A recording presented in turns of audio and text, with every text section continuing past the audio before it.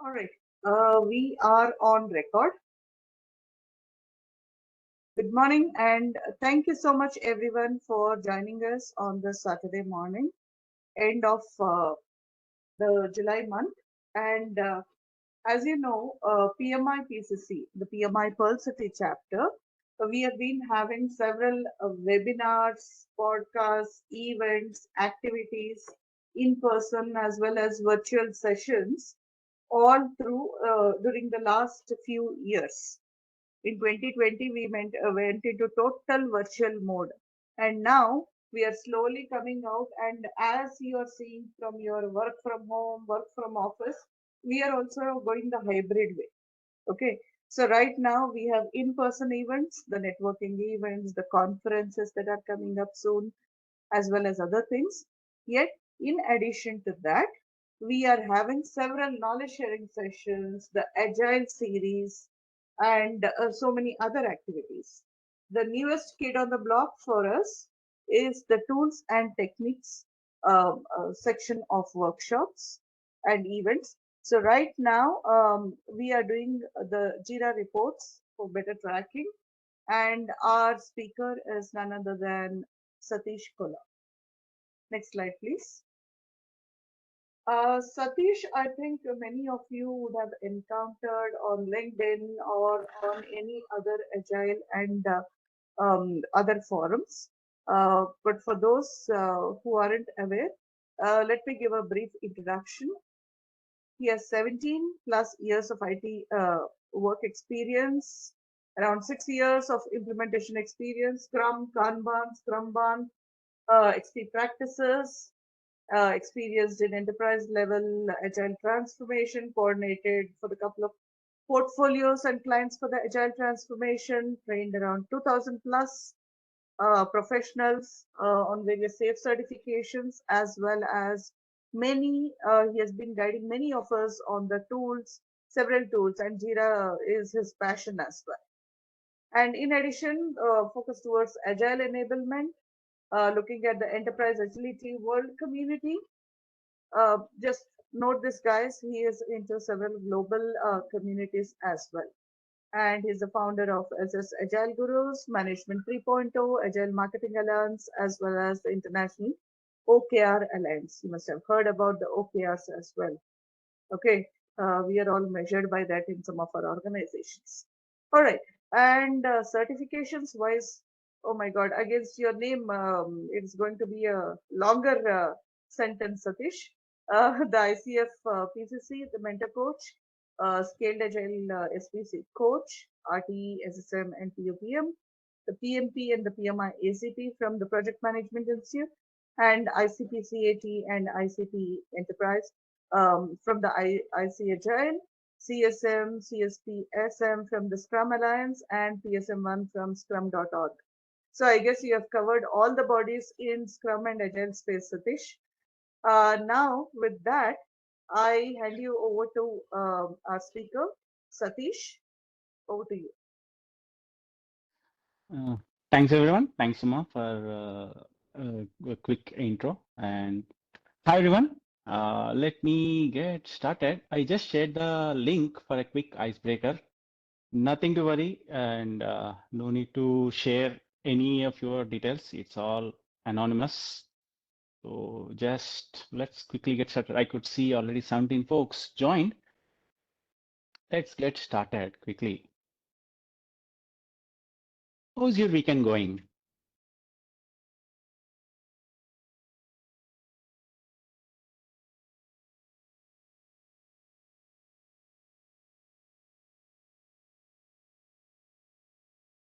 Just started, super cool. Some might be thinking you're making us sit for a while for the session and you're asking how's the weekend going? We'll see after the session. Wow.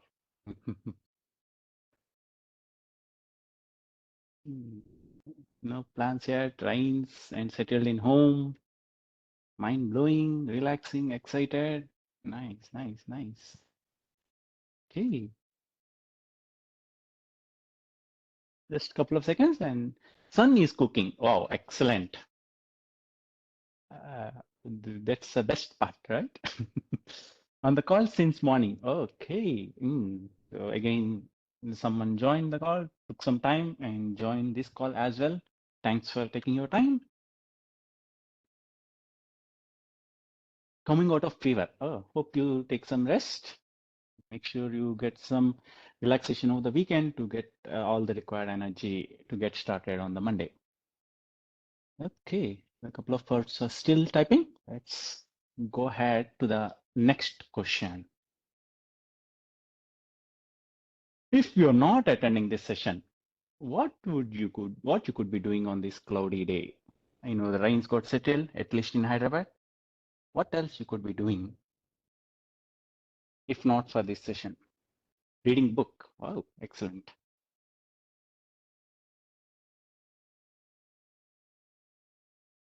Reading looks like reading, making biryani. Wow. What's something? Long drive.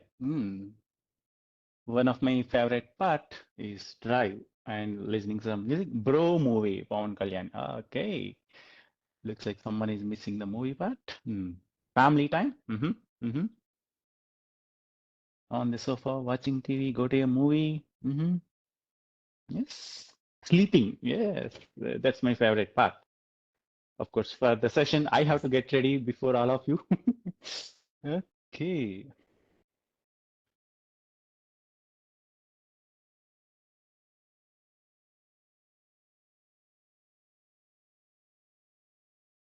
Finish training. So someone is planning to finish their trainings over the weekend. Good, good. Sleeping and family time stood out. Eating samosa and tea. Nice. So the sleeping and family time took over all the other things. Okay, let's go ahead. Still a couple of folks are typing. Let's wait for a minute. Shopping. Oh, okay. Drawing. We could see various favorite times or the participants can make use of this time. Watching match and barbecue. Oh, Arun, yes, even I would like to join for barbecue. Let's plan.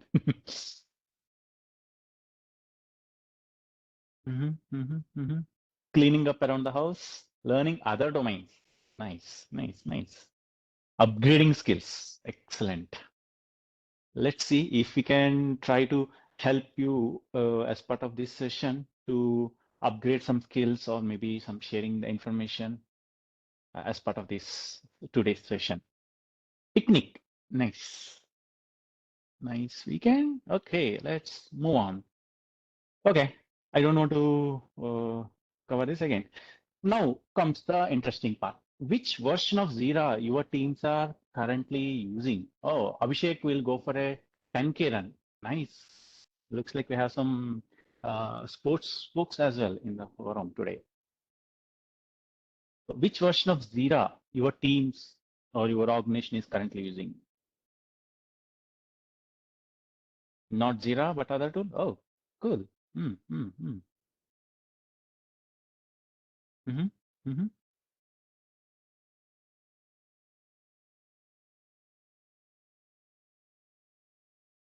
I like the split.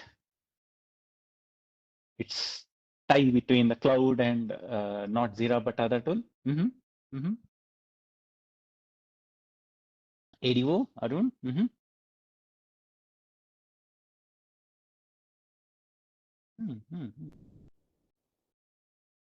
Chirag is also ADO. Okay.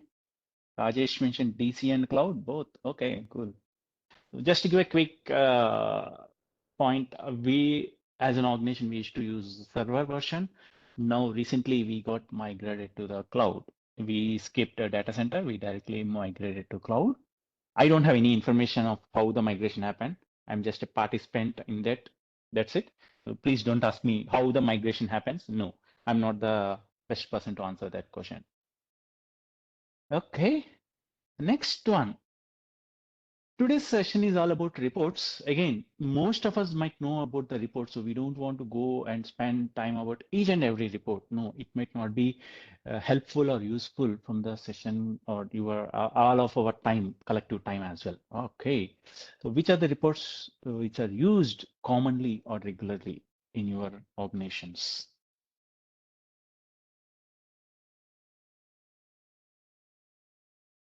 When someone opted for the others, maybe you can type in what other reports apart from these you are using or referring. So that like velocity, burn-on chart, sprint report. So for the benefit of folks who joined who are not from Jira background, we will quickly spend some time on the initial set of reports, burn down, burn up, sprint report, and then we will try to spend more time on the additional reports, the control chart, cumulative flow diagrams, or even beyond Jira, how we can focus on tracking or capturing or sharing the information with our stakeholders. Most of us might be from the project management or the program management or scrum master, different roles. So let's try to spend more time on the additional aspects. Okay, the next one. This information could be, again, just for idea purpose, we are not capturing any of the information. Are you on cloud enterprise by any chance? Not sure. No. Okay. Okay. Okay. Mm-hmm. Mm-hmm. Hmm. Not sure. Mm-hmm. Okay. So most of us might not be aware whether we might be using cloud, but whether we might not be sure whether we are using the cloud enterprise or not. So Monday morning, whenever you go back to your office, or maybe whether it is virtual or in person, or whenever it is possible, try to check whether your cloud is having an enterprise license. But the reason some additional aspects was being released from Atlassian recently. We will just try to go through a quick glimpse in today's discussion so that it will be helpful for you to start using or start making use of it from the what do you say, the usage or the tracking from the reports perspective. So the Atlassian is also capturing the audience pulse and enterprises, how they're using, how they're making use of. So we will try to cover a little bit, not in detail, because I don't have the cloud enterprise license, which I can share. I have a free license, which I will be using for today's session. Okay, so the session agenda. The Jira reports, like we will quickly spend some time on the Scrum or Kanban reports, how the reports looks like and how the things. Some folks who are not from Jira, they can get a quick overview and spend some time on the JQLs and filters, how we can create or generate the dashboards, and we can go ahead and how we can use this Jira information across the other tools of Atlassian. The Confluence Atlas is also Atlassian part. So we will try to see how we can make use of this information to from the sharing or from the tracking or reference perspective. And the latest launch, Atlassian Analytics, this is what I was mentioning just now. Cloud enterprise participants, Atlassian make this Atlassian Analytics available for free of cost if we, in case we are a cloud enterprise subscriber, which means your organization, your enterprise should be on a cloud, Jira Cloud Enterprise version. If that is the case, for free of cost, Atlassian recently released this analytics, which is helping or which could be helpful for capturing a lot of reports or the assessments or the analysis perspective. Right? We will touch base on that because recently I just started exploring this part. So yeah, I'm still in the learning phase. So maybe in the subsequent session or maybe on an article or somewhere, I will try to share more details about analytics. Okay, disclaimers. We are using a free version of Jira Cloud. So I don't have the enterprise license, which I can share. So I am making use of the free version. So the functionalities, the data, the information, everything is limited. No customization. I haven't did any customizations, no add-ins, no plugins. It is a plain vanilla version of the Jira Cloud. None of the real-time data, the projects or the information is used from the session perspective. And all the data which we are going to discuss or which we are going to share as part of this session is all created intentionally to showcase how the report might be coming up or how we can capture how what we can do or how we can refer or assess or analyze that information to take it further. And to spoil the game, couple of spoilers. I'm not a trainer for sure. If in case you ask me some tricky question, I might not be able to answer. So bear with me. This is just a knowledge sharing session. And again, I'm not an expert in JIRA. I'm still learning. I just want to share what are the information I know for the benefit of the participants. And we are not starting from scratch, how to create a project, how to create a user story. No, we are not covering from the scratch. This is just to focus on the reporting purpose and how we can make use of it as a program manager, project manager, or scrum master, or whatever role we are playing in the organization perspective. And any additional queries or topics, maybe we can discuss outside the session uh, for the benefit of the time. Okay, are you good till now?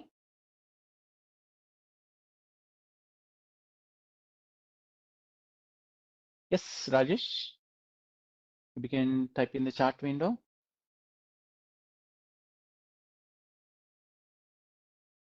Okay, thanks. So within JIRA, again, just to give a quick idea, JIRA is a project management tool which is used. It is one of the tool. It's not the only tool. It is one of the tool. Only reason is like it is more popular compared to the other tools. Like we have Azure DevOps, we have Rally, we have Asana, we have many other tools. Trello, another product within Atlassian. We have many other tools within to make use of our agile way of working or from the project tracking perspective and everything. And believe me, Jira has very, very, very limited functionality. Starting from scratch end to end, we cannot get everything done within Jira. If in case you have to track your finances or your associates or team member allocation and everything, it might not be possible within Jira. Right? So, but Jira can be used at the project planning and the execution perspective. Especially if in case we are in the agile way of working, there are many other ways also we can use it, but most commonly, most predominantly used from the agile perspective, right? So today's focus is on the reports or tracking the assessments perspective. So let's get started with the burn down chart. There are different charts or different reports available within the Scrum way of working. And for Kanban way of working, we have the most commonly used is the control chart and the cumulative flow diagram. We will quickly take a look at each and every chart or report, then we will go ahead. So let's get started with the burn down chart. What is a burn down chart? In case we are working for following a sprint, a time box, whether it is a 2 week, 3 week, 4 week, or 1 week, or whatever the duration we are following, so the burn down chart helps to figure out how we are progressing, across the sprint. Okay. Okay. Yes. How we are progressing across the sprint or across the goal which we committed as part of our sprint plan. So this is, I just picked up one of the dummy sprint and I'm making use of the story points as a reference. And this is how the burn down chart for this respective sprint is coming up. What does that mean? There are two lines in this. One is a gray line, which is like a slow, steady line going down from the starting point. The other is a red line. In this instance, the red line is like a deep curve. Oh, sorry, a straight line, and all of a sudden it goes like a, straight line down, especially in the January 2nd. So what is that? The gray line is the guideline, which is like setting a context or setting like a reference point. This is how ideal, that is, we call it as the ideal line. Ideally, how the progress of the planned issues The issue can be user story, bug, task, whatever it is. So what are the issues we plan for that respective sprint or respective time box interval? How the ideal progress should happen in a continuous, ongoing, incremental way, slow and steady pace. That's what the agile, a typical agile context is. But what is that red line is referencing or red line is representing? That is how the actual thing happened, right? So we started the sprint December 28, 29, 30 happened. 31st and Jan 1st is a weekend. The gray box, which is represented, and all of a sudden, Jan 2nd, we could see the red line came down deep. What does it mean? Which means the team, whoever worked on that user stories for that sprint, they started working on December 27th or the start of the sprint, and they completed or they made some progress on January 2nd. So it is like a no progress till Jan 2nd. And that's what, like as Amit mentioned on the chart. Yes, we can't say that there is no progress. The team is doing some progress. Team might be doing some progress, but this is representing the completion or the closure of the user story, the final stage of the user story. Whenever we are referring the story points, there are multiple things within the filter. If in case we are referring, making use of the story points, the burn down chart or even the burn up chart will be representing the final stage, final completion, which means the team might have did some progress on 28th, 29th, and 30. January 2nd is the date when the user story might be marked in the final state or final status, whether it is closed, completed, done, whatever the status workflow that specific team defined for their usage.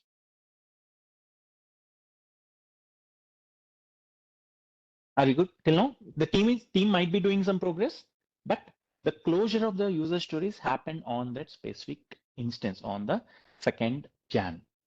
Especially because we are referring the story points as the filter criteria. If in case we are using the original time estimate, that's when it will be showing how the story progress happened, how the team is burning the efforts or spending their effort for each and every task update on a regular basis. If we use the original time estimate, that will reflect, that will represent in that line.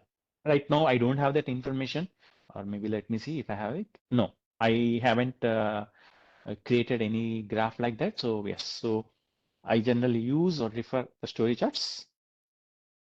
Yes. So the other options, right? So I'm not sure about what is the forms, so like logged forms, open forms, submitted. So I never used it. But the story points, original time estimate, and issue count. The issue count is another thing which we can use. Again, it will be showing how many issues. The issue could be bug, story, task, or anything whichever is defined in the workflow. The number of issues will be showed with the progress of that issues will be showed as part of this. So here again, there is a down and up happen. What does it mean?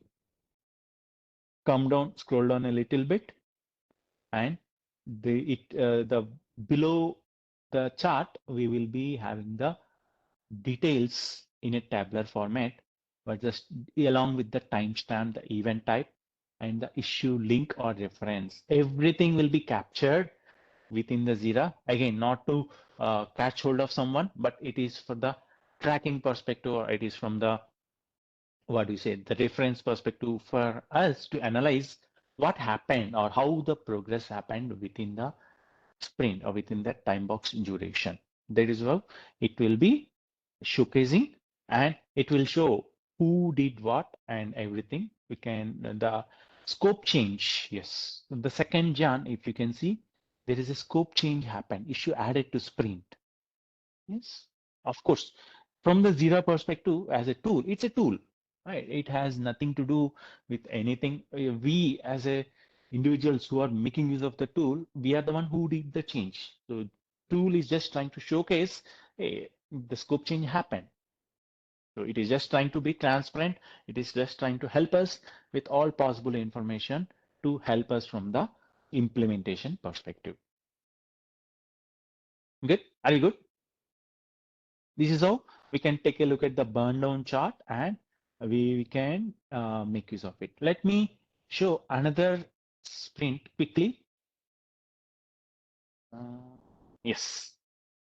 Any idea what happened or what might have happened here? The red line is straight up and it never came down.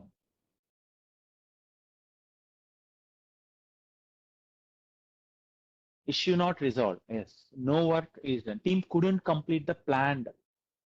Or yes, the scope increased. The scope increase also happened. The reason the line went up, it is clearly indicating the guideline, the gray line is starting at 1, but the actual line representing the red line is went up to 2, which means the scope change happened after starting of the sprint. Falling short of deadlines, yes. So just by looking at, we don't even know which team, we don't even know what the issues or who worked on it, but still, just by looking at that report, we were quickly able to analyze, oh, okay, this is what might have happened. Yes, that's the reason the tool is trying to help with the visual information as well as the detailed information as well.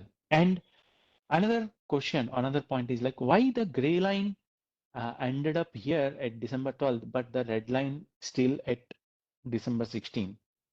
What could be the reason?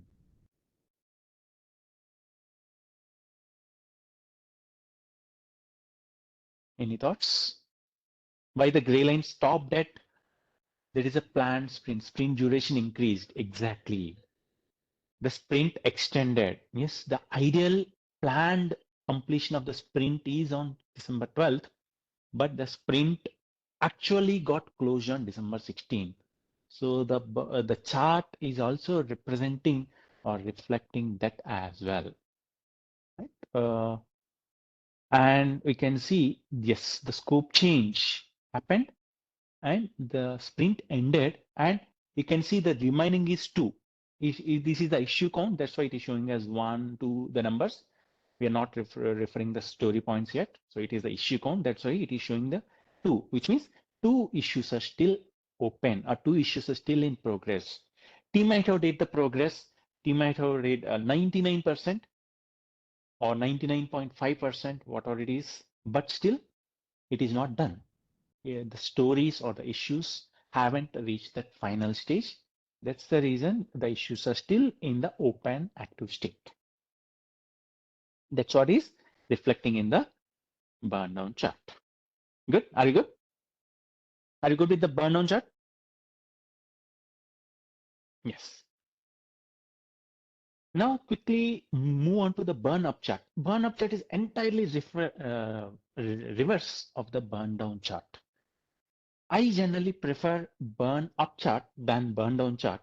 The reason, majority of my teams where I worked earlier, we used to have the scope changes every now and then.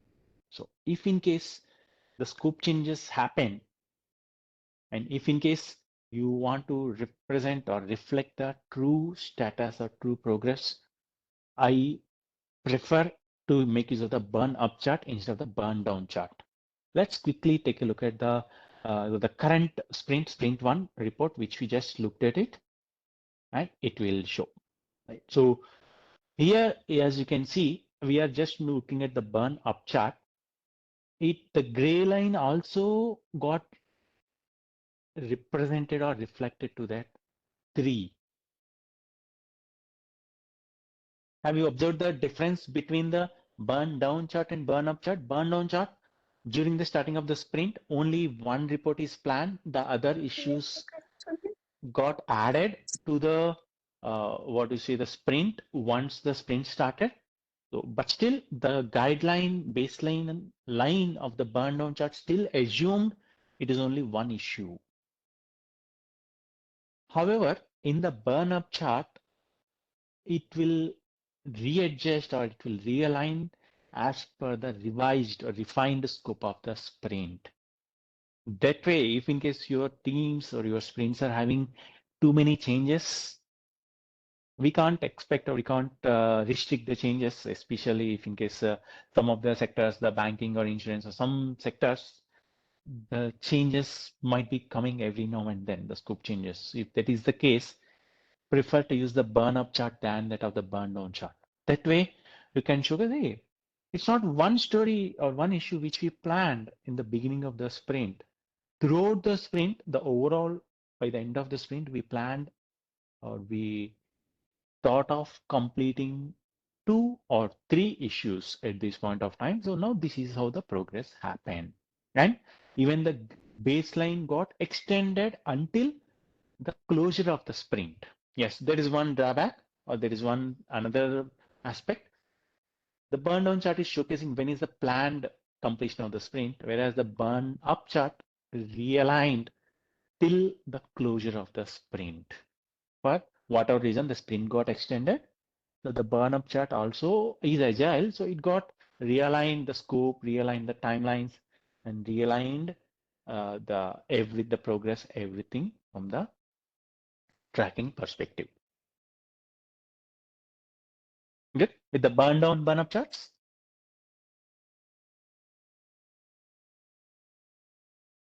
Yes. What does the red line show? The red line show the actual progress again.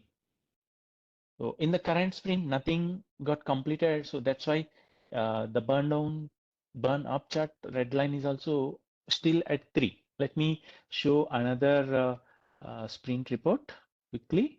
So we will get how the, okay. So here also, sorry, my bad. The red line in the burn up chart shows the scope of the work and the green line shows the progress.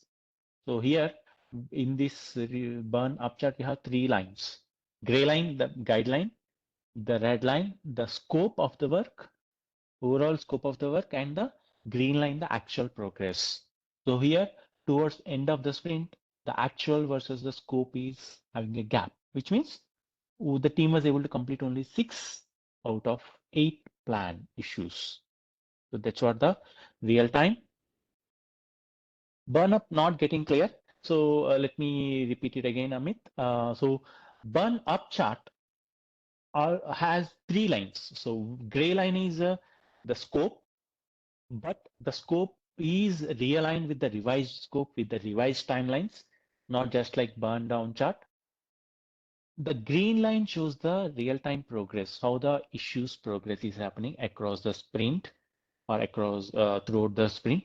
The red line shows the overall planned scope, which means from the beginning, the work scope is 8 items or 8 issues that will be showing throughout.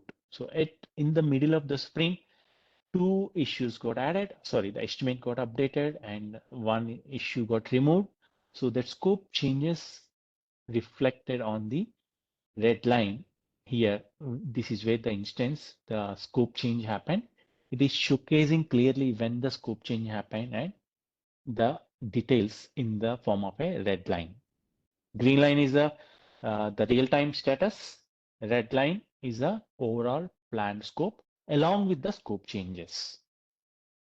Are you good now, Amit or others?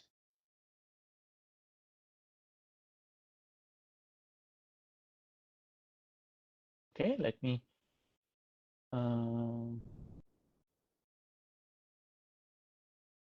Yes, so this is another line.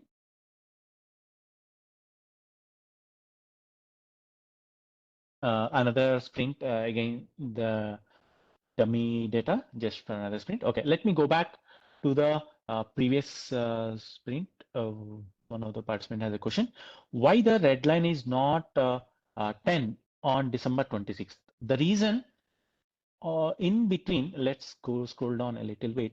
In between, one story estimate got changed or updated from, and the overall scope got changed from 8 to 10.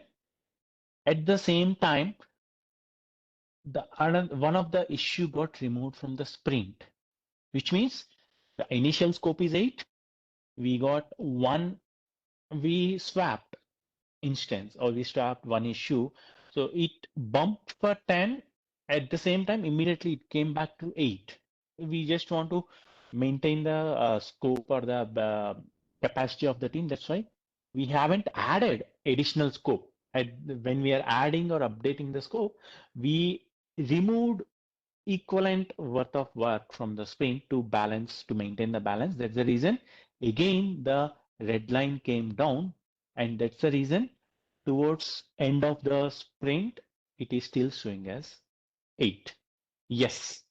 So the scope change or the adjustment happened, the trade-off, as Raghu mentioned, right? That scope trade-off or the negotiation happened with the product owner or with the stakeholder when the scope change happened, and that is what is representing clearly on the chart or on the graph of the burn up as well.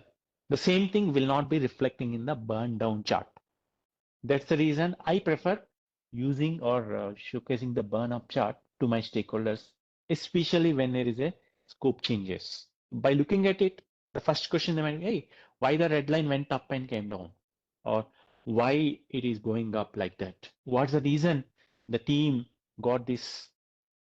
Now, what happened? The team completed this 6 story points, whereas they're supposed to complete the 8.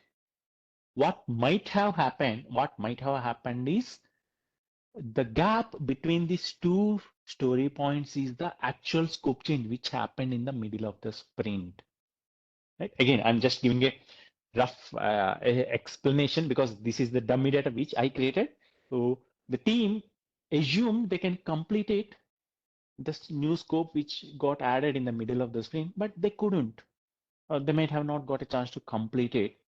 So showcase this information to your stakeholders. Hey, this is what the team happened with the team during the discussion. I mean, during the sprint. So what effective way we can try to balance the scope changes, or how we need to take it further in case of any such scope changes come up in the middle of the sprint going ahead. So take this opportunity, take these pointers as an opportunity to discuss in the retrospective or with your stakeholders and take it further. Yes, 2 story points will spill over or will carry forward to the next sprint or subsequent sprint whenever the product owner or the stakeholder prioritizes it. Okay, yes. So that's the key difference between the burn down and burn up chart. Yes, let's move on to the sprint report. Are you good? Shall we go ahead? Yes. Okay. The sprint report, the burn down and burn up will be can be or not will be can be used throughout the sprint, throughout the progress of the sprint, whereas the sprint report will be generated, but it will be reflected the true information towards closure of the sprint. So burn down, burn up can be referred, can be used daily or regularly every now and then, but how the progress is coming up. But the sprint report is the closure report, how the sprint, how the things happen. So don't wait until the closure of the sprint. Instead, in the meanwhile, take a look at the burn down, burn up chart and make sure you are uh, taking any corrective actions or adjustments or helping the team deal with any blockers, challenges, or dependencies or anything as such. Okay, so the sprint report showcases the overall progress of the completed sprint. Let me go to the sprint 2. Just know the sprint. It is showcase. It will generate the graph as well. Yes, and it is showing the planned as well as the actual closure date of the sprint start date, end date, and everything. And scroll down a bit, we will have the detailed status report, the completed issues, the issues not completed, issues removed from sprint. Everything will be represented, everything will be reflected in this sprint report. So in case you have to share any status report or anything, yes, Raghu, we can share this as a link copy the link, or there should be an option. I haven't exported, but yes, I generally share this as a link in the email uh, to my stakeholders so that it will help them to take a look at it. There might be a way to export. I never tried it, but yes, there could be some possibility to export this information and share it up. Yes, maybe in the enterprise version, we might be having that option, but from my experience, even in my previous engagement, even in the current engagement, we have limitations on import and export from Jira for the confidentiality related or the guidelines or the organization perspective. So I never tried hands-on of the export or even the import of the data from Jira as a tool. But yes, there are options, possibility to export, import the user stories or the issues as well. Okay, so in case many times we get questions or queries from the might not be from the project managers, but from the scrum masters. My stakeholder is asking me to share the progress. What shall I do? How do I share? Share the burn down chart or burn up chart, or even you can share the sprint report towards completion of it. And then you can add your details in that email stating that, hey, this is what happened, why the issue is not completed, why the issue is removed. You might be already having that information handy. Just add that information and share it up. No need to prepare a template or a status report again explicitly. Make use of the tool, the information whichever is available, and we can go ahead. And the star here represents is a special entry, a special category. The issue added to sprint after start time. Yes, this is what I mentioned. This is what I meant by earlier. The issue not completed, the SQW19 is late entry into the game, into the sprint. And that could be the reason the issue is not completed. I'm not saying that is the reason.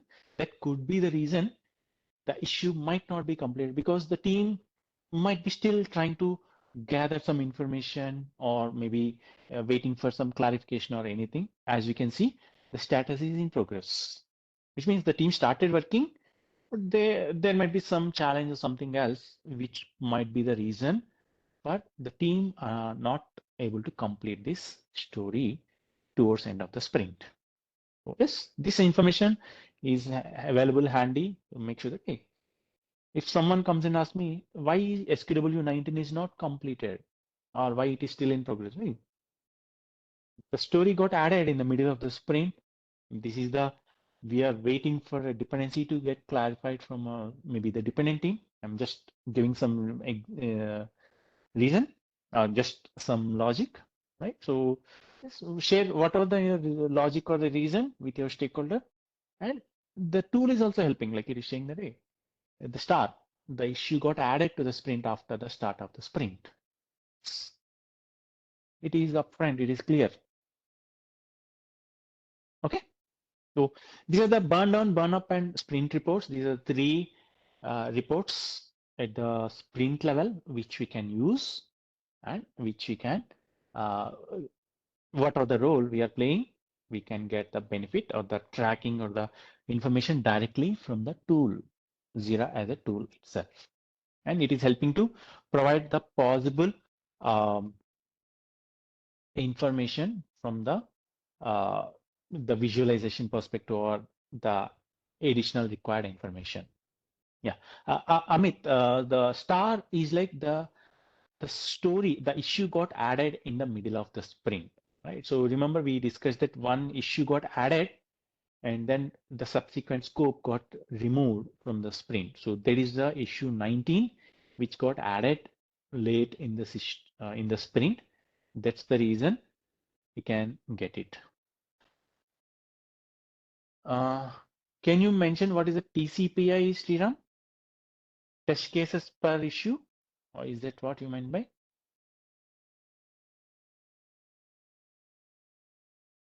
To complete complete performance index. I'm not sure about it.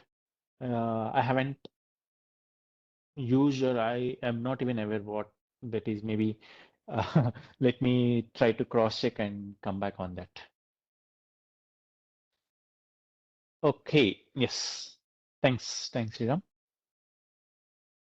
The next is a velocity chart. This is again another chart. It is beyond the sprint. So now moving ahead, the reports which we will be referring is not just sprint level, it is across the sprints. The velocity chart is the chart which represents what is the planned scope versus what is the completed scope towards end of the sprint. As you can see, the 4 sprints there here. The sprint 1 is blank. Sprint 2 has some planned and completed. Planned in gray, completed in green. Sprint 3 has planned versus completed. Sprint 4 has nothing again. What's the logic behind sprint 1 and sprint 4 blank? There is no planned scope in the sprint 1, and there is no planned scope for sprint 4, and again the same, there is no completion towards the thing. There is nothing completed in sprint 1, there is nothing completed in sprint 4. That's the reason the velocity chart is showing as blank or empty. The team did progress, team did spend their time, team spend their efforts to make the progress, but nothing is completed. Nothing is moved to the final stage. That's what is reflecting or representing in this velocity chart. So this might not be showcasing the true status or true progress of the team or the efforts spent by the team. Yes. The sprint 1 and sprint 4 team is not idle. Team is not sitting or doing anything. They're not idle. They're working. They progressed, but only reason is there is nothing moved to the final stage of the done or accepted stage. That's the reason the velocity chart is showing as blank. So we need to consider that aspects if in case we are referring to this velocity chart to make sure how the things is coming up. Yes, the tabular format as well as the information is shared, committed versus completed. The sprint 2, the sprint 3, the team completed the additional scope than the plan, whereas sprint 2, the team fall short of completion from the commitment scope perspective. Sprint 1 and 4, as the team couldn't complete anything for various reasons. The commitment is also showing 0. The reason, the stories got added to the sprint after the sprint gets started. That's the reason the commitment is also showing 0. Yes, again, this is created intentionally. Otherwise, at least the gray line of the planned or the commitment should be showing up, at least the whatever is the planned scope. Okay, the SQW is the project key. The QBank web app, SK QBank web app. I created the project with that project key as SQW. It has nothing to do. So whatever is the project key, it will be referring the issue names or the sprint names with that. How is the extra scope actually captured? The extra scope will be reflected or represented in the sprint report or in the burn up charts, right? So that will be reflecting. So here it is not showing, but like we can open the sprint report and we can see what's the sprint issues is. Yes, thanks, Chirag. So how this velocity chart is used or helpful is to plan the upcoming sprints based upon historical reference, to plan how much of the capacity we can take or how many issues or what sort of issues we as a team can plan for the upcoming sprints. Okay, so the moment I open this sprint 3, it opened the tab, the sprint report. It directly opened the sprint report. So because all the information is available in the sprint report, so here, yes, the SQW 52, the star, and SQW53 the start. These are the two new issues, but one of it is a task with no estimate, but the other one is a story with the estimate as 2. Right. Again, this is all the mock-up data. So I just want to showcase how even though two issues have got added, one is not having any estimate. So it won't be showing that uh, story points or anything until unless it is estimated. So that's why it is only showing us 2 story points got added to the scope, and the reason it is done, that's the reason it is showing us 12 in the completed for the sprint 3 in the velocity chart.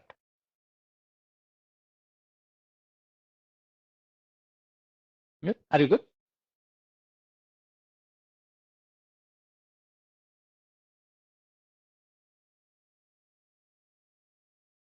Okay, let's move on to the same way we have some epic reports or epic burn down. Yes, Rupa, you have a question? Okay, sure, thank you. Till now, the pointers or the reports references we discussed are more from the sprint perspective. Right? So if you are working as a scrum master or even as a project manager, program manager, or even as a coach, or whatever the role, these information will be helping us to get more clarity in the sprint level or the velocity chart for the across the sprints for that given team, who is working on it. So all that information reports which we discussed is at a one single team level. Now, what if like I'm working as a project manager for a couple of teams, or what if I'm a product owner, I have multiple teams who are working on my features. How do I track my progress? How do I track my issues, or how the flow is happening, how the release is coming up? So we have additional reports again within JIRA, and these are all again auto generated. We just need to make use of it. So the epic report is what which helps from the overall epic or overall feature progress perspective. So epic or feature, don't get confused, don't get worried about it. JIRA as a tool is considering epic, the U and the story. The parent is epic, the child could be story, bug, or a task. So there is no concept of feature within JIRA Cloud. So they restricted some customizations. So don't get confused. The epic is the parent, and within the parent we have multiple childs like child issue types, the user story, bug, or a task. So from that perspective, let's suppose I'm a product owner, or I'm a business executive, I'm a program manager. So how the progress of my epics or my features are coming up, and how long it might take to complete the progress of the epic.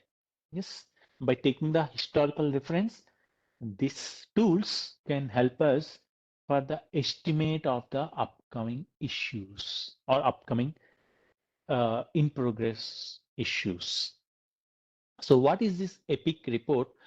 Here, no sprints, no teams or anything. It will be directly giving the sprint, the epic details. So we need to pick and choose which epic. So this is the epic one of the epic. Don't get confused with the names. It is all dummy data, right? So for this specific epic, for registration of a new user, how we need to assess or analyze that information.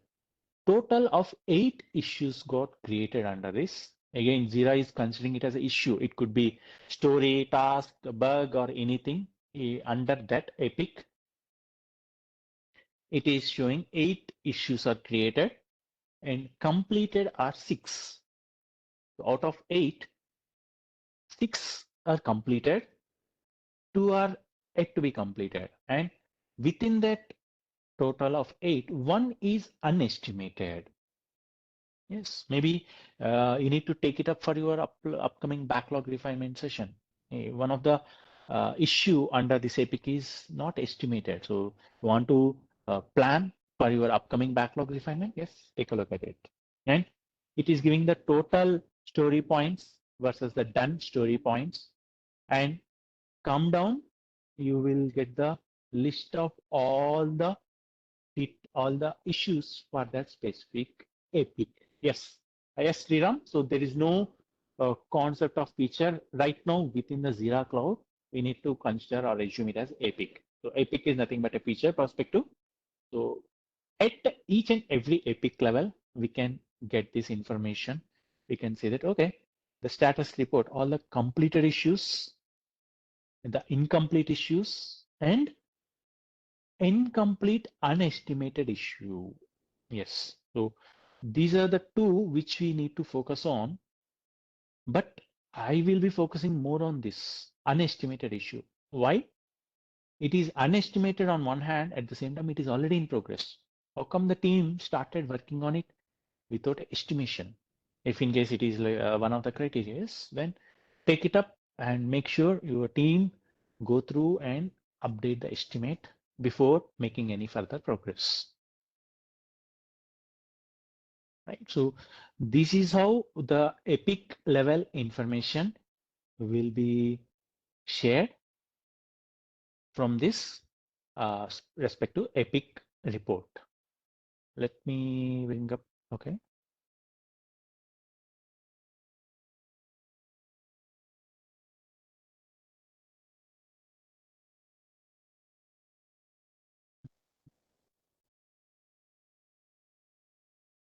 Okay. So this is another epic where again the total count and the planned, unplanned, and unestimated, or how much of time it might require to complete it, and again the timelines. Right. So this epic got started in the almost towards end of December. We can see the progress happened here. That's it. After that, no progress. The unestimated issues or the in progress is still not yet completed. No progress from February till July, till date. Are we still on track for this epic? Does this epic still need to be on in the progress, or do we need to still focus on that remaining two issues which are not yet completed or which are not yet done? So yes, so this is the discussions the product owners or the stakeholders need to have, or even we as a project manager need to have, how the progress of the features or epics is happening across the months or across the releases, and how we can take it up further. Okay, good. The epic report. The same is the way we have the version report. Version is nothing but the release. Again, Atlassian is bringing up their own name. So version is nothing but the release. So track the projected release date of a version, how the progress is happening, and how the thing is coming up. Everything will be reflected in this. So the start date and the scheduled release date, and how the release progress happened. It is scheduled for January 27th, incomplete. It is still incomplete because the progress itself is not happened. So do we still need to track this release? Is this release or is it associated issue still makes sense? Even after 6 months, if there is no progress, no one is picking up, none of the teams are working on it, is it really relevant to still keep track of that release or track of that issue? We need to have a conversation and we need to take a decision for that, right? Yes. The one completed release, the start date, the 27th December, and the release date. And let's see. Yes, all the issues are completed. Yes, there is one task without any estimate. But yes, all the planned issues for that specific release were completed before the release date or release time. And this is how we can track the release progress or the release, how many issues, what's the progress of the issues, and everything from the version report perspective. Good with the version report and epic report?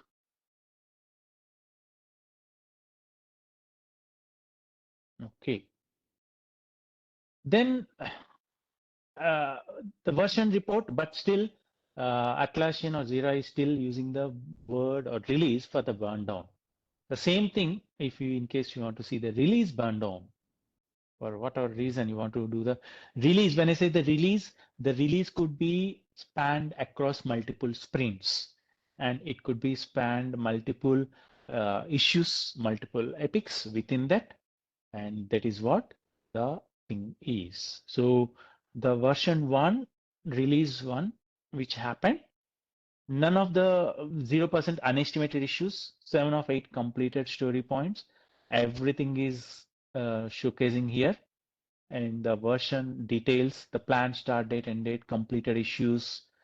And here the completed issues are showcasing in whichever sprint it is happening, right? So the sprint 3, sprint 4, sprint 5, or sprint 6, it is showcasing for each and every sprint how many issues was completed within the respective sprint under that specific release. That is what is detailed information from the release burn down is coming up. I haven't generated anything. All the tool generated it. Do we need to tag the issues to the release manually? I tagged the, let me show that release, Raghu, so that we can discuss on that, how that release, the issues are coming up in the release report as well. Let me quickly go to that release part.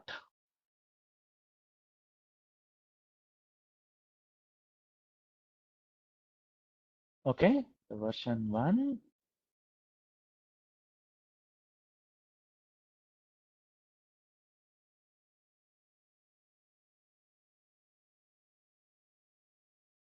So these are the issues which are planned. So what I did is, like, for each and every user story, I tagged that to that specific release. So I'm opening that user story, and within that user story, I captured under the fixed version as a version name or the release name, and that is how it is reflecting on that uh, release report.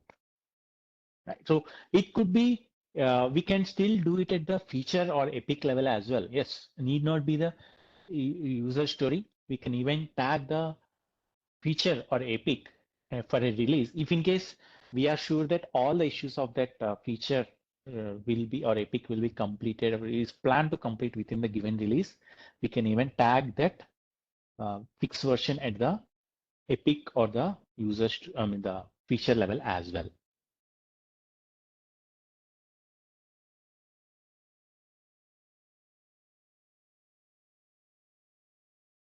Moving on to the epic burn down.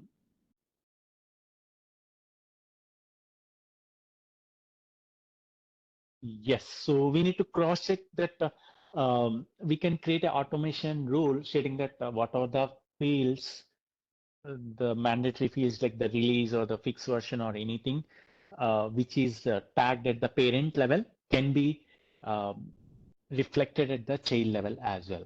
What are the child issues created under that epic? We can generate we can create an automation tool, sorry, automation rule, which will help to copy or represent the same values at the child level as well. Moving on to the epic burn down. Epic burn down is again the epic report versus epic burn down. Epic burn down is showing the epic level progress. Again, the unestimated issues and how many story points and everything coming up. So what the difference the epic burn down does compared to the release burn down or the regular burn down from that perspective is, this is again at the epic or a feature level. Here 4 values are showcased: work forecast, initial forecast, the completed in the green, the work remaining, and work added. So across the sprints, the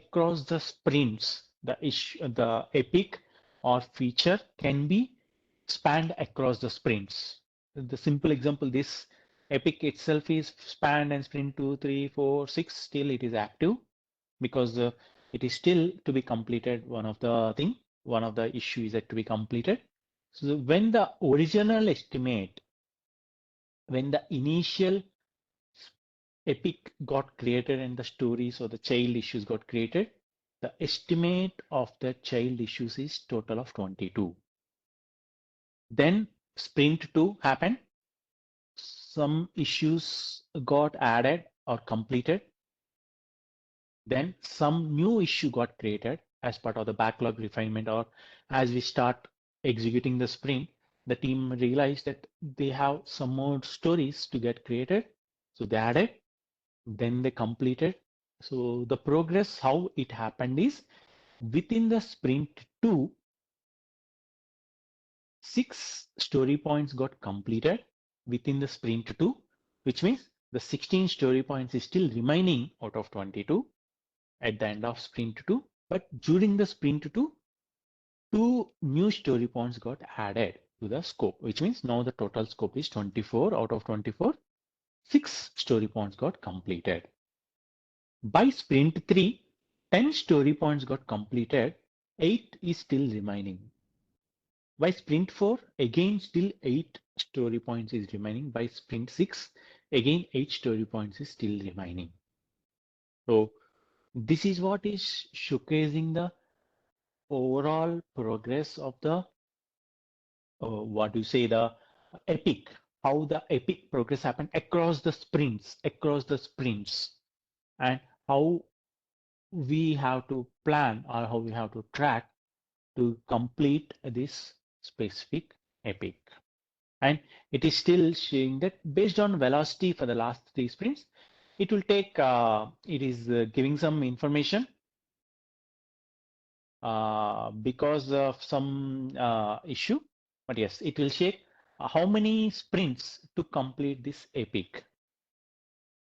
Right, so that's what it will be. Ideally, it will be showcasing. Right now, it is all because of the mock-up data, it is not reflecting clearly, but take a look at your epic burn down chart. It should be showcasing how many sprints are required to complete this specific epic in the upcoming sprints. Okay, there is a question, just a minute. The total stories were 24, how come it became 18? Why it is not showing all the story point? For which 18 and 24? Okay, let me come back for that. And scroll down within the same epic burn down. It is showcasing which issue got completed in which sprint, if in case anyone need any information, and the incomplete issues, everything for that specific epic. Again, this is at the epic level. So if in case you are sharing this, we can share that, hey, this is the epic report. Yes, use the share option, share that. Let's suppose you are analyzing this and you want to share this information with the your product owner, for example. Right, so we will be showcasing, hey, dear product owner, this epic is still in progress. How what's your plan? By which sprint you are plan to complete these remaining 8 story points? What's the priorities? So we can share that and we can have that conversation with the product owners or your stakeholders. Whenever it requires you need to have the discussion for the scope or the priorities for the upcoming sprints or upcoming releases. So that's how we can use this epic burn down for your conversations, for the release planning or for your upcoming prioritizations or any information, any discussions as well.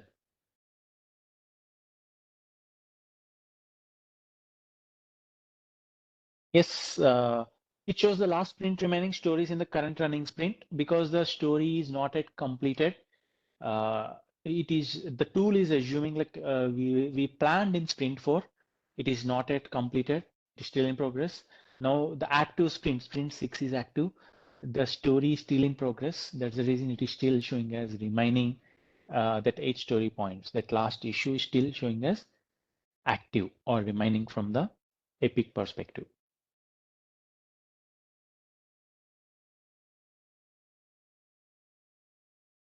Yes, it's a sixth sprint. Yes, I just play around, right? So I integrated the other board sprint into this. So that's the reason the naming convention got changed, SSPT. Don't worry with the SQW, SSPT. That is all my own terminology of the project code. SQW is the project code, SSPT is another project code. I played around and I integrated one of the sprint from another project. That's why that sprint came in here. Don't worry. It might not happen in the real time.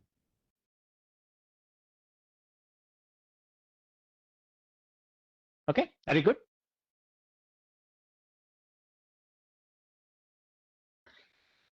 Okay, yes. Now let's take a look at a couple of other reports. My what do you say? My favorite reports from all these things is the two reports, the cumulative flow diagram and control chart. Again, the cumulative flow diagram or control chart is not at the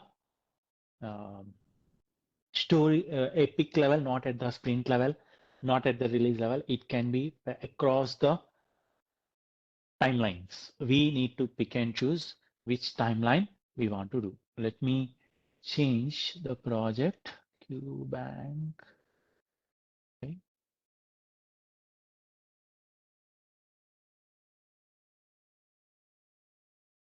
So what the cumulative flow diagram helps is to showcase how the flow of issues, how the progress is happening across the timeline. Forget about the epics, forget about the sprints, forget about the releases. It can generate the information about all the what do you say, all the information. Okay, looks like I don't have a realistic cumulative flow diagram. Let me filter the time.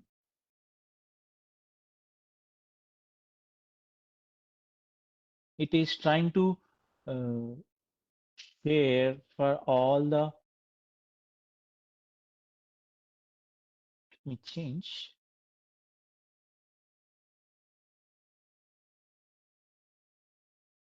Okay.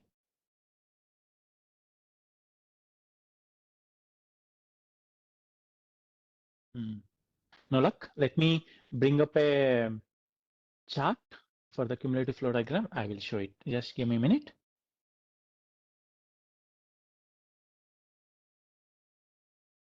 So cumulative flow diagram, how it helps is like uh, across the progress, across the team, we can start taking a look at how the flow is happening and where the flow is getting stuck. What is the how the implementation is happening, how the progress is happening, and where the things is getting stuck, we can get an idea from this cumulative flow diagram. So I have a picture, not the real time data, just for reference. So how this cumulative flow diagram helps is to get an idea of the end-to-end flow. You are a project manager. You might be getting a questions from your stakeholders, or you might be getting your guidelines stating that you need to improve your productivity of your team, or you need to improve the lead time of the team or the project. How do we do that? We can't just simply speed up, or we can't just simply get the things done. Saying is easy, doing is tough, right? We all know that, the ground reality. So how we as a project manager, program manager, or a scrum master, we can assess the current information of the team or the project and how we can take that information to improve the team going ahead. So this is what the cumulative flow diagram looks like. Again, just the dummy data for the information discussion perspective. And here the I1, 2, 3, 4, 5, 6 is a sprint. The 10, 20, 30, 40 is either considered as a features or stories or story counts. Anything is fine, the y-axis. But how the progress, how the flow is happening. Cumulative flow diagram, CFD. That is what it is trying to represent in this chart. What does that mean? The light blue, the initial thing is done. Let's take a look at the done line, how it is, how it happened. This is where it started, and this is how the line progressed, the done line. From here till here, the done line is flat. What does that mean? If you are just considering the done line, keeping the other things aside, what does it mean? Why or how, what could be the reason that the done line is flat during that sprint 2?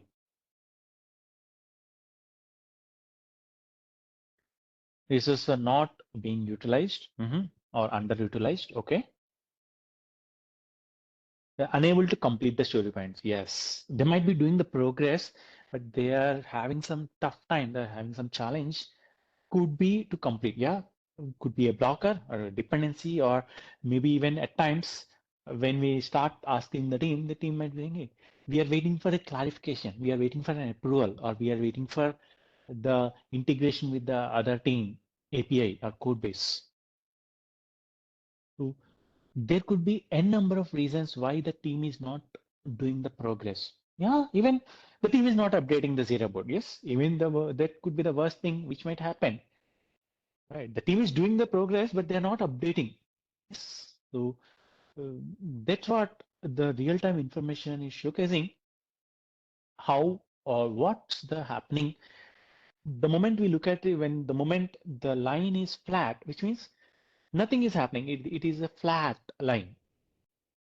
Almost towards the end of the sprint, the line is flat, yes, which means there is no progress, no updates, or no information to the tool. Again, this is to the tool.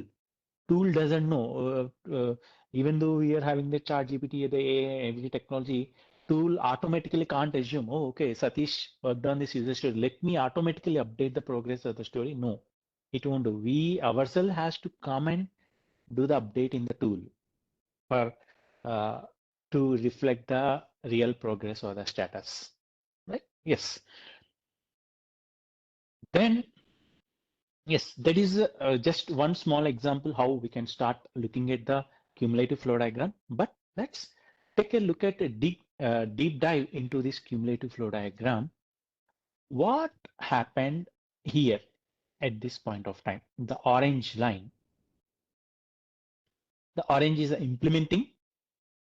We discuss about the done, but now the next one is the implementing. The orange line, it started with the 10, which means the team started with the 10 issues in sprint 1 to start implementation. Then towards the end of the sprint 1, they completed everything. As this is what again it shows. From here to here, this circle area, no done. Yes, there could be various reasons for nothing being done, but nothing is even in the implementation. Oh, that is interesting. Why? What's the reason the team is not moving anything into done? Or why the reason the team is not having anything in implementing? Forget about done. Only when something is in implementation, that's when it will move to done. Without having anything in implementation, how can you expect the team to move into done?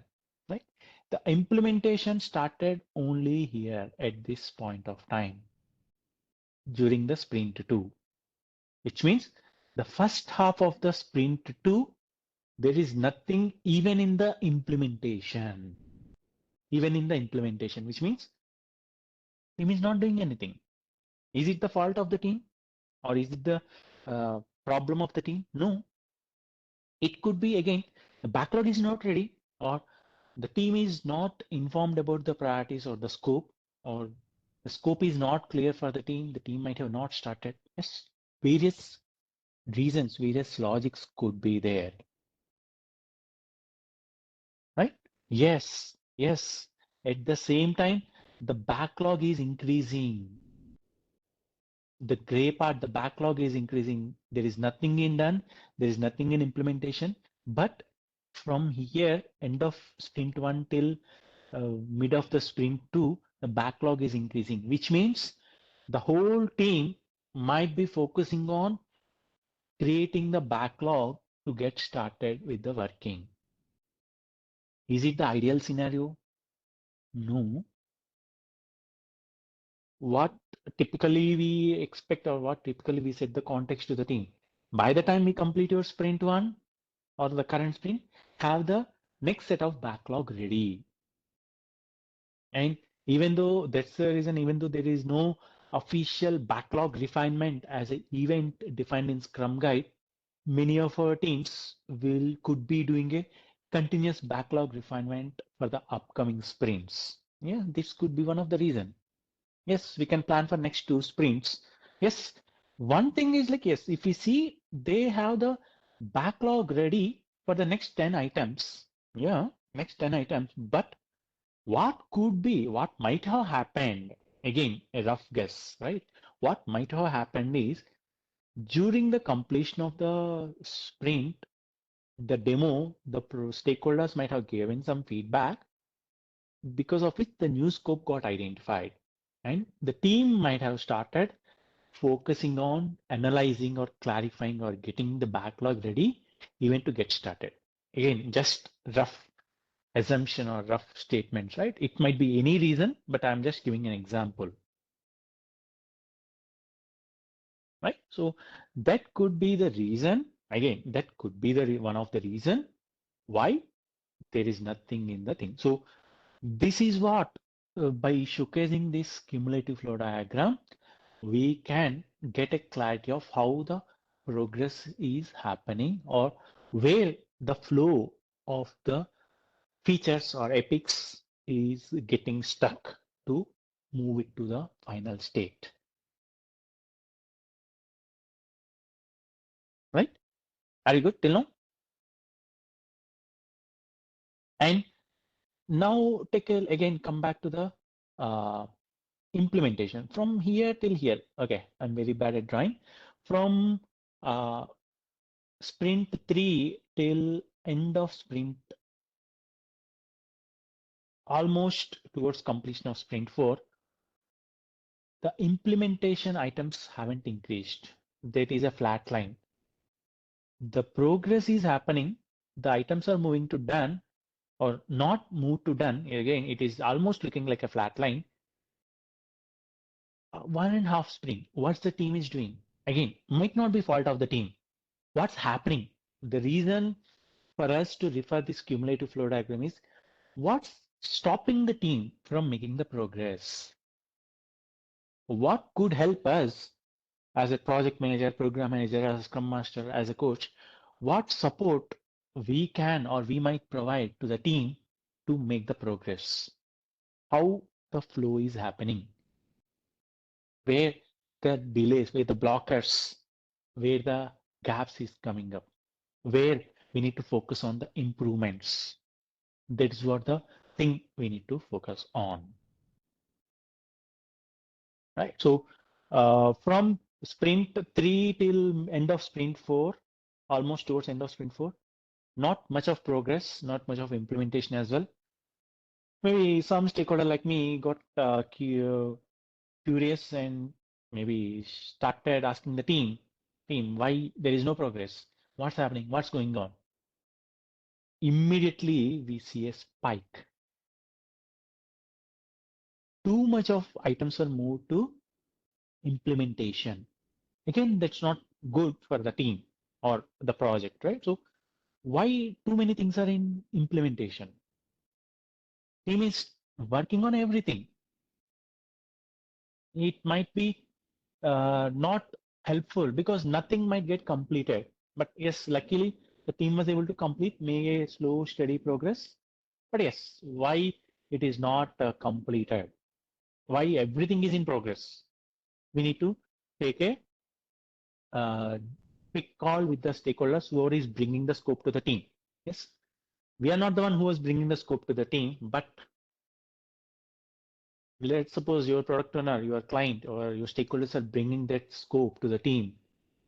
That is what our role as a project manager, that is what our role as a scrum master or a program manager or as a coach, right? So start having a conversation. Why these many items, or what made these many items become priority?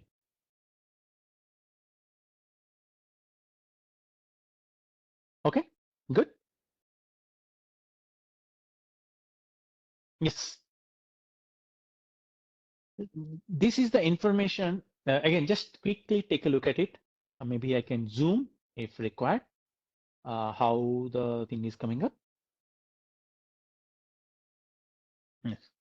Just take a look at it. It is similar to that of what the information we looked at till now. Now, that is for one release, for example. Now, let's take a look at the another release. This is very crazy. Reason? See the done line and the uh, implementing line is flat. Entire release. Oh, this is excellent. Isn't it a waterfall way of working in the name of Agile? Just for showcasing to our client stakeholders that hey, we are Agile, we are using JIRA, we are doing 2 week sprint, we are Agile. What's the progress? What's the outcome? How do we measure our progress?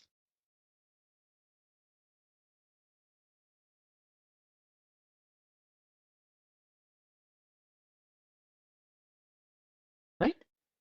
That is what the things happen, and that's how it is reflecting in the progress. So this is the completion. This is this cumulative flow diagram is completed. The previous release, for example. So we might get a question, hey, what are you doing as a project manager? Or what are you doing as a coach or as a scrum master? Why are you not following up, or why are you not helping the team to make the progress? What's the challenges? What's the blockers? Yes. So this is just shown for reference to not let the things happen in this way, right? Just for reference. So we need to make sure the other states, I'm not focusing on other states like funnel analysis and backlog, because that could be fluctuating. We all know the scope might get changed, the analysis might be happening continuously, the backlog might be adding, removing, or changes might be happening. But at the project execution phase, the implementing and done, or the progress is what we are majorly focusing right now, right? So if that is the case, yes, we need to constantly make sure we are making a progress, or we are helping the teams to make the progress continuously, constantly, and especially if in case we are doing a agile way of working, whether it is a sprint or 2 week sprint, 3 week sprint, or Kanban or anything, the team focus should be on continuous progress, and that is how we measure our outcome or the result benefit value delivered to the customers. Are you good?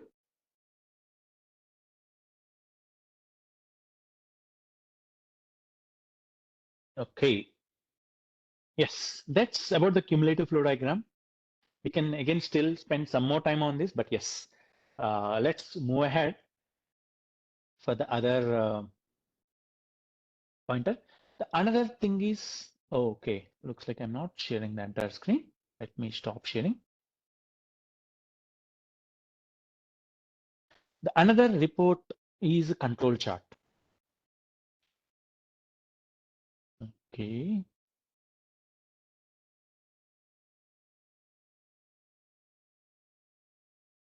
We can filter the timelines for the cumulative flow diagram. Let me, yes, for the cumulative flow diagram or for the control chart, we can pick and choose which time we want to, or the custom dates we can pick and choose, and how we want to. Let's suppose we want to do an analysis for the last 6 months. Now we are in the month of July towards end of July, what if like your stakeholders came back and ask, Satish, can you do some analysis from the first 6 months of 2023 and share some insights? Okay, I don't want the information from July 1st. I want only till June 30. I will filter from January 1st to June 30, and I will do the analysis from that. Same goes to the control chart as well. So we can filter the dates. We can choose what timelines, whether it is 2 weeks, the typical sprint, or the past month, or past 3 months or 6 months, and we can do the analysis. Yes, continuous. The reason we use this control chart or cumulative flow diagram is to focus on the continuous improvement. That's the reason my perspective is don't wait until someone comes and asks this. So we ourselves should be constantly, consistently looking for this report and see how we can identify the delays, gaps, blockers, and how we can take it up to the team rather than waiting for the 6 sprints or 5 sprints or the completion of the release. No need to wait until that. The moment we see the delay is happening or the line is coming up straight, yes, immediately we can go check with the team. Team, what's happening? Why the progress is not happening, or what's stopping, what's blocking us to make the progress? How can I help you? Don't the information I showed is just for reference. If in case we are looking at towards end of the year or end of the release, that's what it might look like. Then we have to go into justification mode or explanation mode, stating that hey, we could have did that, or we could have did that. A typical retrospective or postmortem or analysis from the completion part. Instead, try to make use of it during the progress, during the execution itself. That way, it won't happen. We shouldn't let it happen. That's what my perspective is. Good.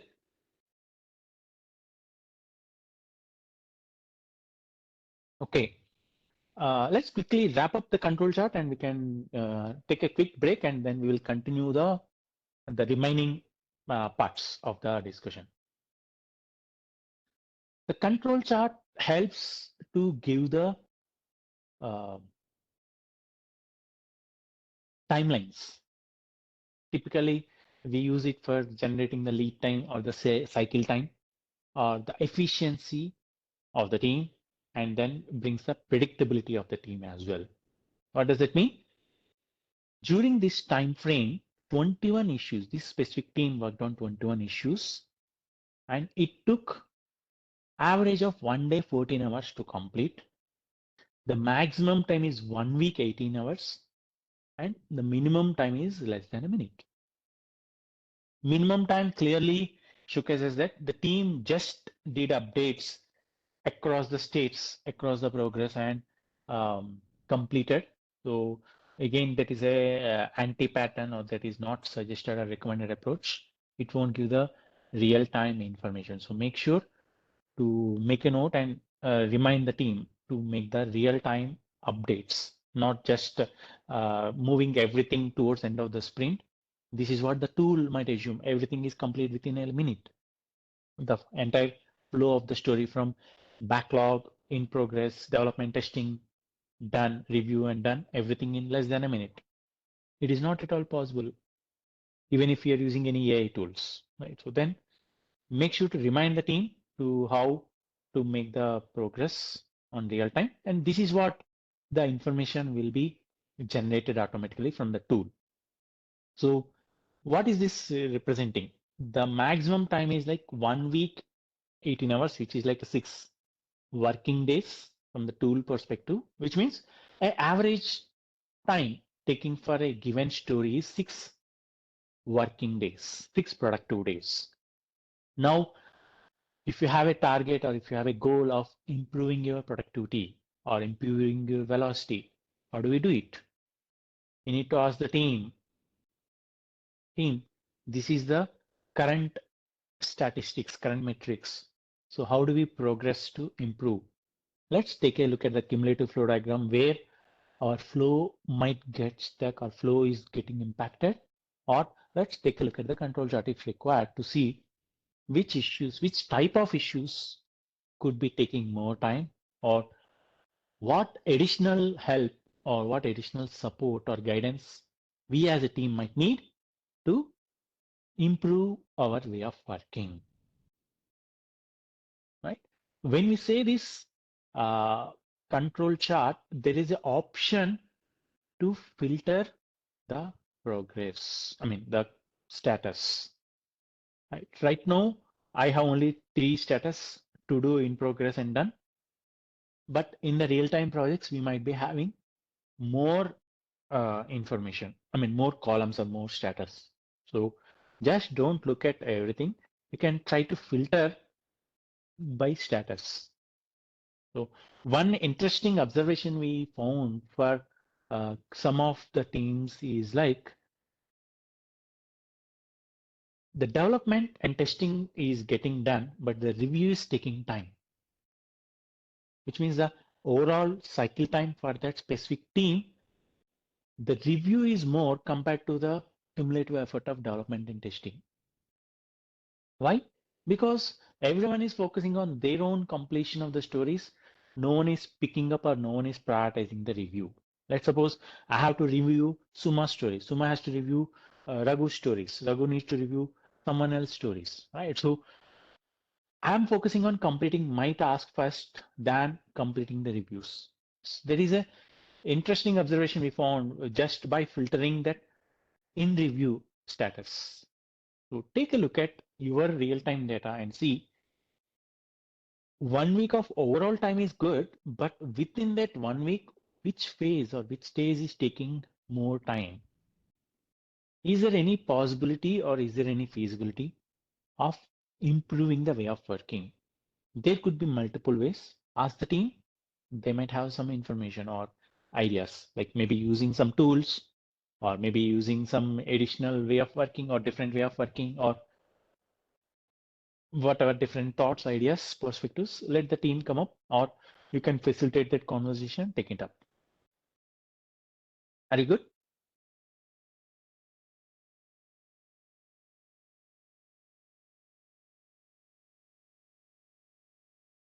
Okay, yes, let's take a quick 5-minute break. We'll come back and we will go ahead with the other aspects of the discussion. And then we can open up for any question and answers and any other points. Thanks, everyone. How much time do you want to give a break, Satish? 5 minutes? Perfect. Perfect.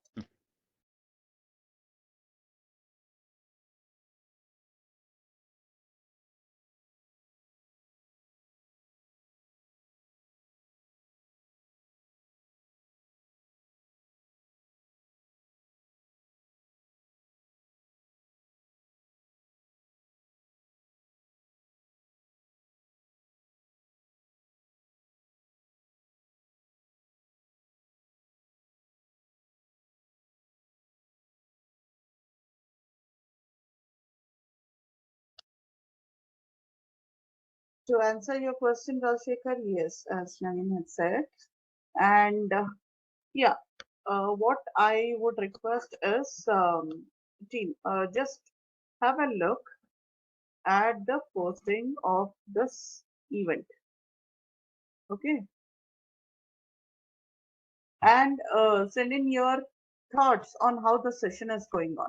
We haven't completed it yet. Okay. I just want you to post on how the session is going on, how you're feeling. Hmm?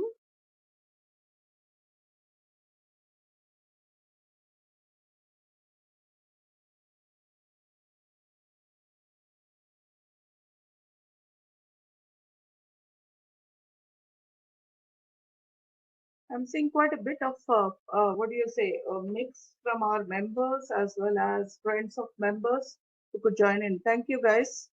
And hello from PMIPCC. If you're reaching out to this session and to us for the first time, if anyone who is attending the PMIPCC events for the first time, you may want to put your message across to us in the chat window. How are we doing so far? How are you enjoying the session?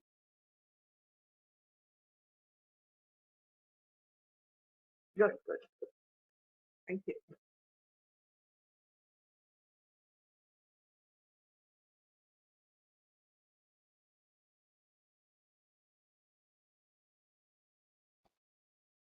Good, good, good. Let's save some for after Satish comes back. Otherwise, he will have my head saying you took the feedback when I was away. Hmm? Yeah.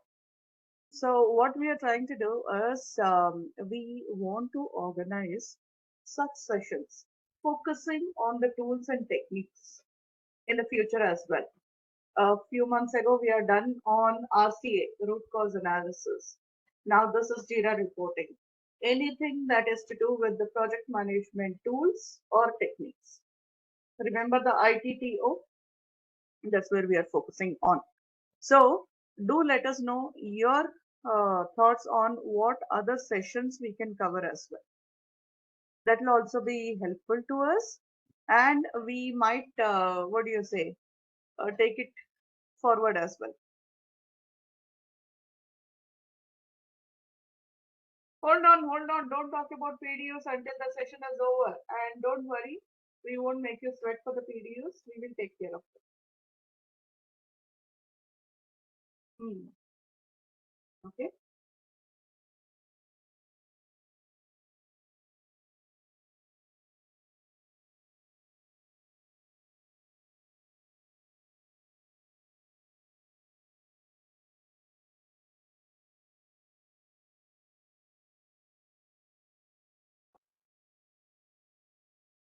In fact, we are planning to have a full-fledged workshop on some of the tools and techniques as well. So that would be 1 to 2 day sessions or whatsoever. But let's see how things happen. Yes, planning is one. Auto notifications. Okay, that is something that we are not yet equipped for. But nevertheless, we will keep you informed and do follow us on the LinkedIn page that I've just posted.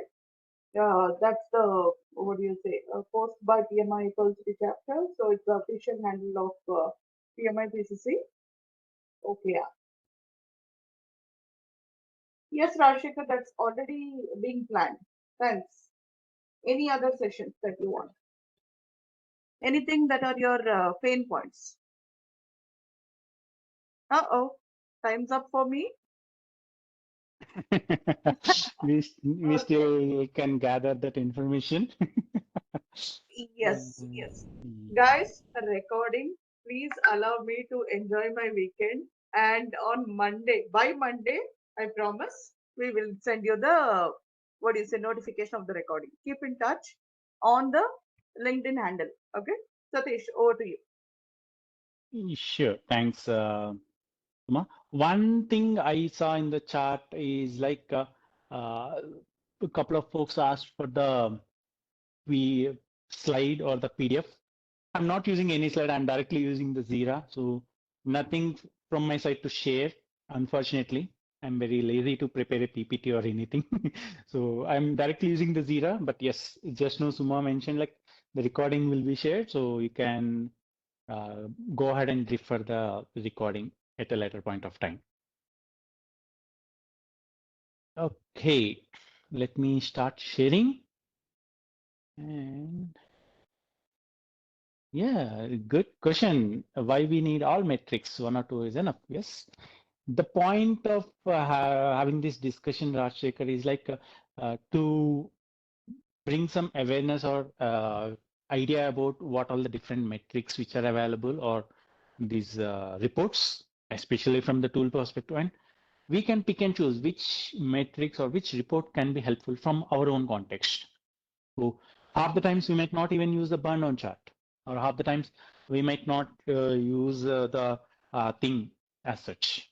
So we might not use that, or we might not need to use it. So we can make use of which tools, or sorry, which reports or which metrics we can use from our context perspective.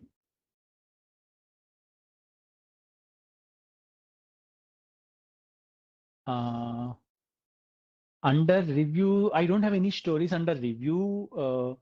This is a simple thing, today in progress and done, nothing. So nothing under review from my current data perspective. Okay. So just to client perspective, which metrics to show. So at times, some of my clients where I work, like they themselves mention, I want this report, this data, this information by taking or looking at the other teams. So we might have to share that information. At the same time, we can set the context, which report or which metric could be helpful from the client or from the project perspective. We ourselves, we might get a question, hey, which report you might want to share or which report could be useful. Then I will say only the 3 reports: burn up chart, cumulative flow diagram, and the sprint report. These 3 are sufficient to start with. Right? So all other reports are there, but yes, on regular basis, we can make use of these 3 and we can go ahead with it. Sprint report, burn up chart, cumulative flow diagram, and sprint report. These are the 3 reports on it. Okay. Yeah. We have only 40 minutes left. So let me quickly go to the next things. And again, if required, we can have a follow-up session at a later point of time for covering the additional aspects. During the active sprint or during the time, we can refer to these reports. Till now, we are in the report section of JIRA. We had gone through each and every report individually, but do we need to go through that and do we need to do that, access that? Might be time consuming or might not be getting all the information at a single place. That's where the cloud version of JIRA started bringing up some enhancements. The insights, right now I'm on the active sprint screen, and right side, as you can see the insights, the moment we click on it, it will show the burn down chart. It will show different sprint insights, the sprint number, the issues, if we need any attention, and the sprint progress, the done, in progress, not started, the sprint burn down, the epic progress. So this sprint has stories or the issues picked up from 2 epics. So the epic progress, everything can be we can take a look at it, everything from this active sprint screen itself on a single screen. The sprint progress, burn down, or the epic progress, everything can be viewed or referred from the current active sprint screen itself. Let's suppose you are having a daily stand-up. You can say that, hey, okay, this is not showing the timeline, but it will show, okay, we have 2 days left in the sprint. The sprint progress is 0. Why 0? What's blocking us to make the progress? What's stopping us to move the stories to done? Or what help you as a team need from my side to make the progress and move the stories to done? From the active sprint screen itself, we can get this information, and this is made available from the cloud version of JIRA. I'm not sure about the data center and the server version, it is not there, but data center, I'm not sure. But the cloud version of JIRA, it is there available. And as you can see, it is still in the beta version. They are still making some changes to integrate and bring it up to this respective screen. The same way, we can go to backlog screen, and here as well, there is another insights. We can, here it is giving a overall backlog level insights, the sprint commitment for the current sprint. And when you say the committed versus recommended, yes, recommended, how this is coming up, it is from the velocity chart. Remember, till now we are looking at different screens or different reports for getting all this information. But now everything is coming up into one single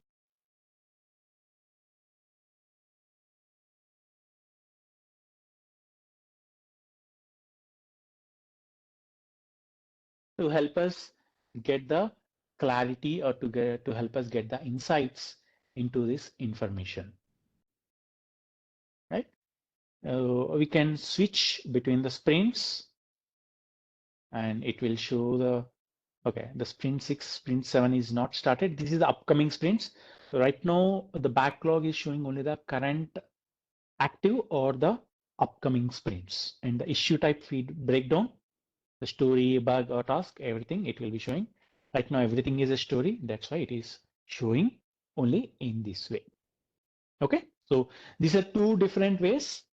On the active sprint as well as on the backlog screen, we can still get the required information. So let's suppose you're going for a sprint planning.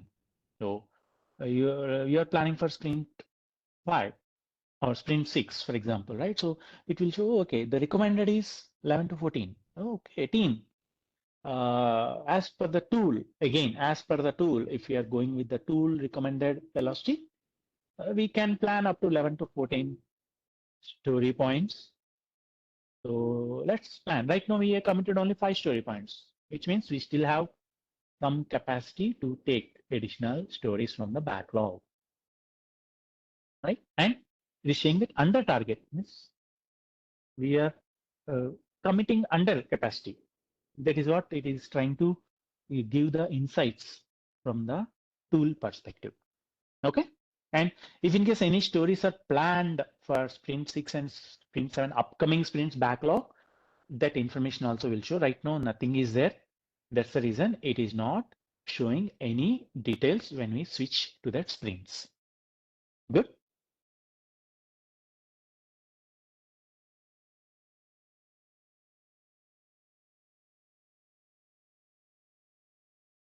Okay.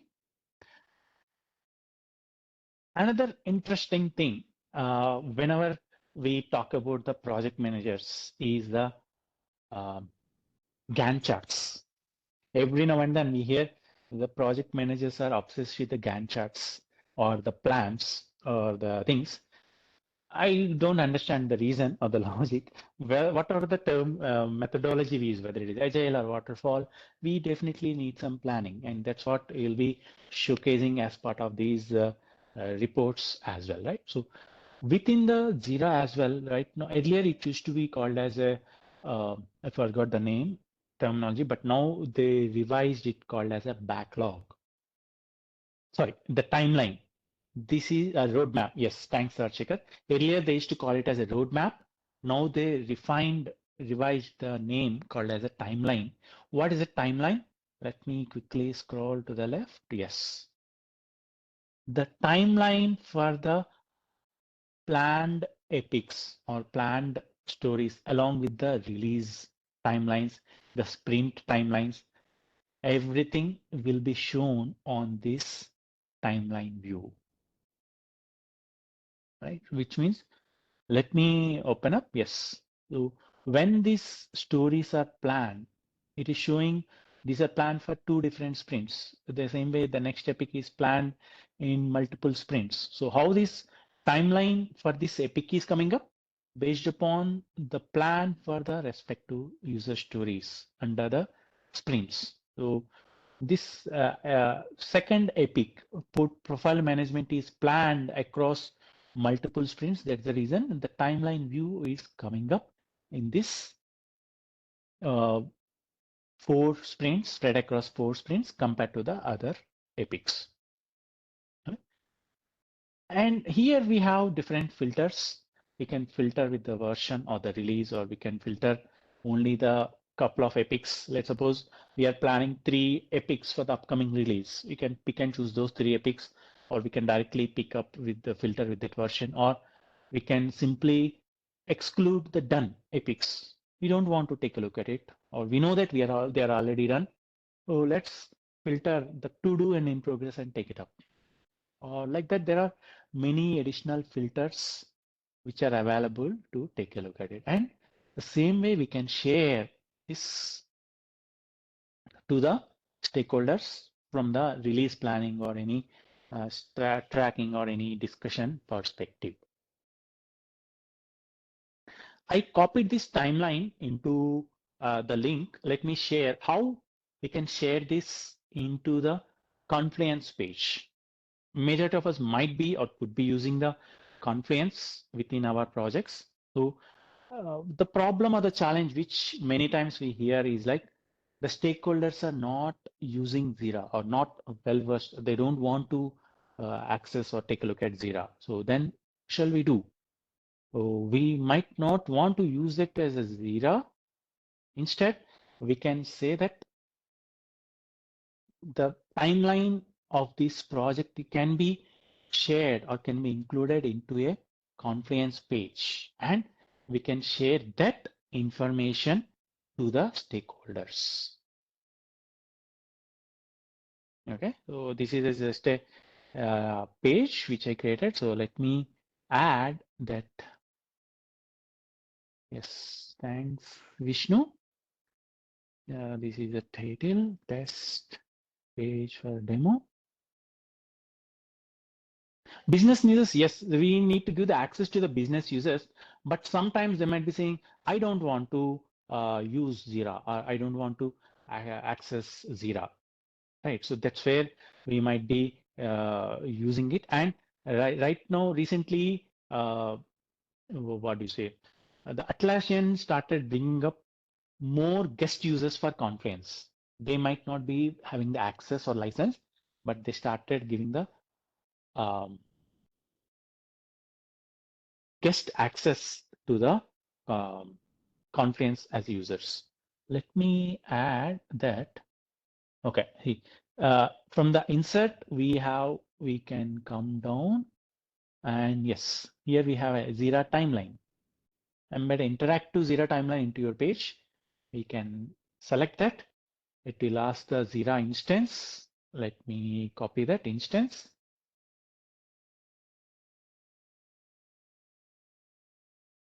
And which project? It is asking me which project to select and which board. So the moment we select that project and board and save, it will be included into this Confluence page. Right? Is it? Yes, it is coming up. So that timeline view of JIRA is included into this Confluence, and it is a real-time data. So what are the changes we are doing it here will be used or will be reflected or presented on both the sites. Both the tools are integrated. Both are from Atlassian itself. So the integration, real-time integration is happening, and we can do all the things required here itself. The things which are we did on that timeline view of JIRA, the same thing we can do here as well in the Confluence as well. So if in case your stakeholders are not obsessed with JIRA, they don't want to use JIRA, or they say, hey, don't forget about JIRA. We don't want to take a look at it, but we need to have a discussion with it. Yes, just we need to add that insert. Just scroll down. Don't add it as a link because it won't give it. So you need to come and choose the JIRA timeline. Then it will be integrated and it will be having that interactive from both the sides. Right, so that way it will help from both the sides. And now in the release planning discussion or in the project planning discussion or anything, we won't look at JIRA, but instead we will be discussing or we'll be sharing this Confluence page with the stakeholders real time, and we will do the updates or we will do the changes or anything, and this information will be automatically reflected on JIRA. Okay, so that way, that is one way we can track it up and we can do it.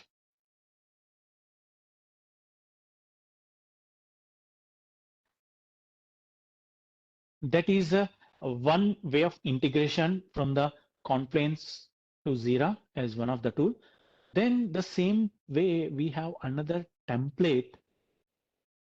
Let me show you the templates of the Confluence. We might be using multiple templates, or we might be creating our own templates. Yes. Okay. Whiteboarding is also available now. Okay, I don't want to use that. So the product roadmap template is there. The JIRA reports, yes, this is what we can share with the stakeholders, or for any discussion, for any meetings as such. And we have dependency mapping. This is another template which we can use, especially when we are playing the role of a project manager and we are scrum master, and we have to track the dependencies across the projects, across the things. So we can create the dependencies across the projects. Of course, that can be linked in JIRA as well. We all know that, we might be aware of it, but at the same time, when we go for discussions or any meetings, they might not be, or we might not be looking at JIRA every time. Instead, we can, again, each organization or each project, each context might be different. I'm just sharing that we can make use of these templates from Confluence with the integration of JIRA. That way, it will help us to fetch the real-time information.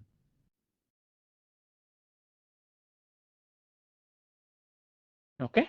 Yes. So that's how we can make use of the Confluence. Do all of these will be available in thing. Majority of the organizations are taking the license for Confluence as well, along with Jira. So if that is the case, yes, all this will be available. The only thing is we need to activate, or we need to create, and we need to start making use of it. Right now, the instance I'm using is a free version, and that's why I'm just showing what are the information, or what are the details which I created from my side. Okay, are you good till now?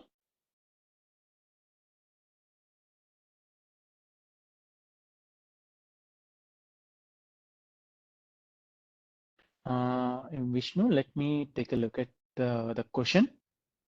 Okay. We'll come back to that, Vishnu. Let me take a look at what the question is, and then we will take it up.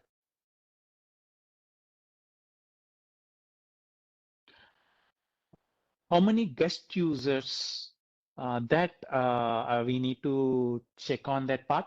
I read somewhere the Jira increased the guest users.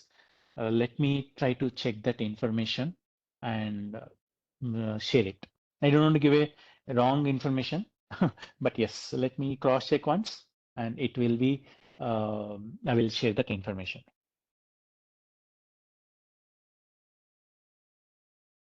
Okay, yes. Then another aspect which you want to discuss about is filters and dashboards. We are not going in detail into the JQLs or anything, but in case we are working as a project manager for a couple of teams, or we are working as a, we want to share the information, or we want to track the information for cross projects, then we might not want to, or we don't want to go through Jira Pro dashboards, or Jira projects, or Jira reports for each and every team. In that case, we can create a dashboard, or we can take help of the admins or someone within our organization to create the dashboards. And using a simple quick filters, we can capture, or we can showcase what information we want to track, or what information we want to share or showcase, or for our own reference. No need to even share with anyone, just for our own reference. So the issue view, we have option to pick and choose multiple projects. Let's suppose there are 5 to 10 projects. You're able to hear me?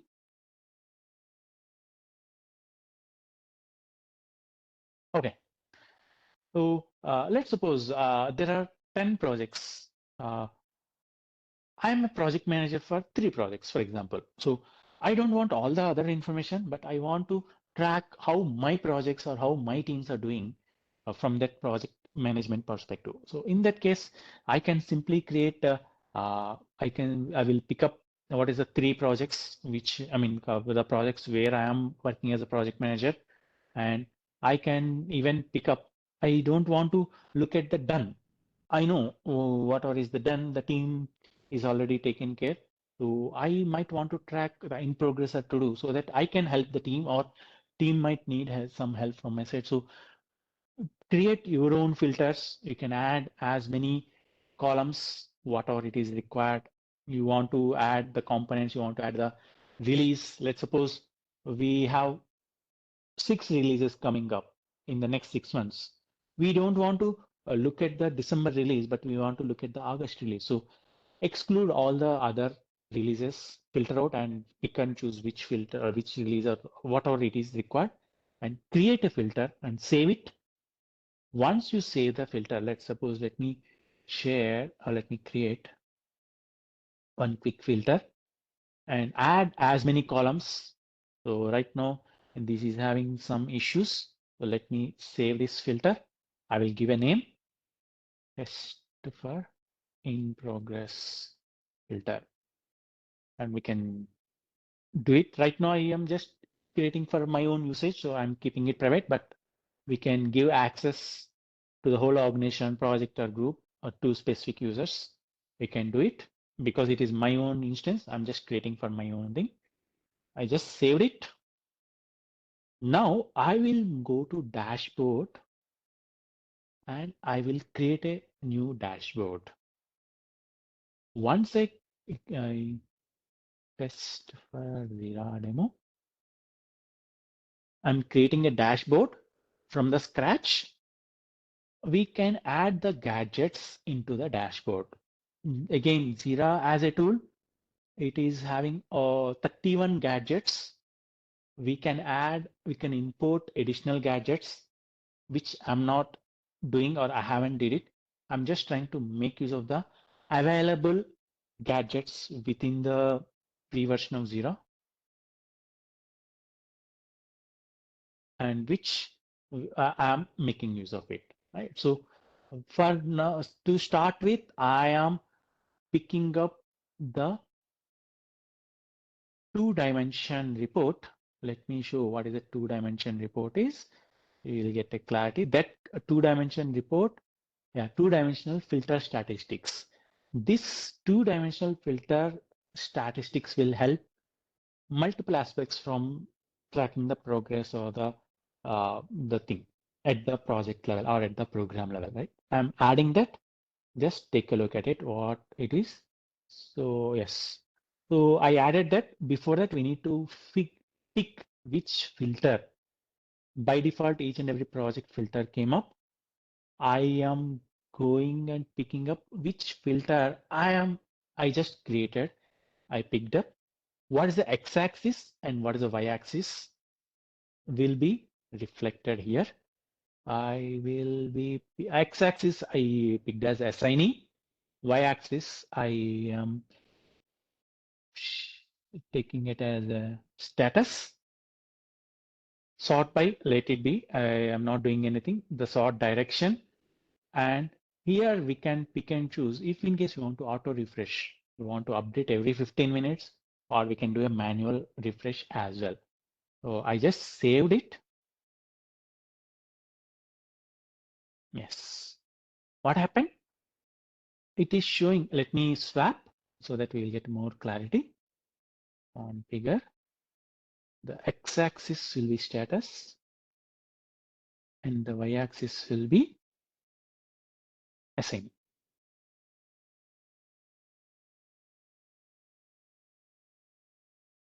Okay. Yes.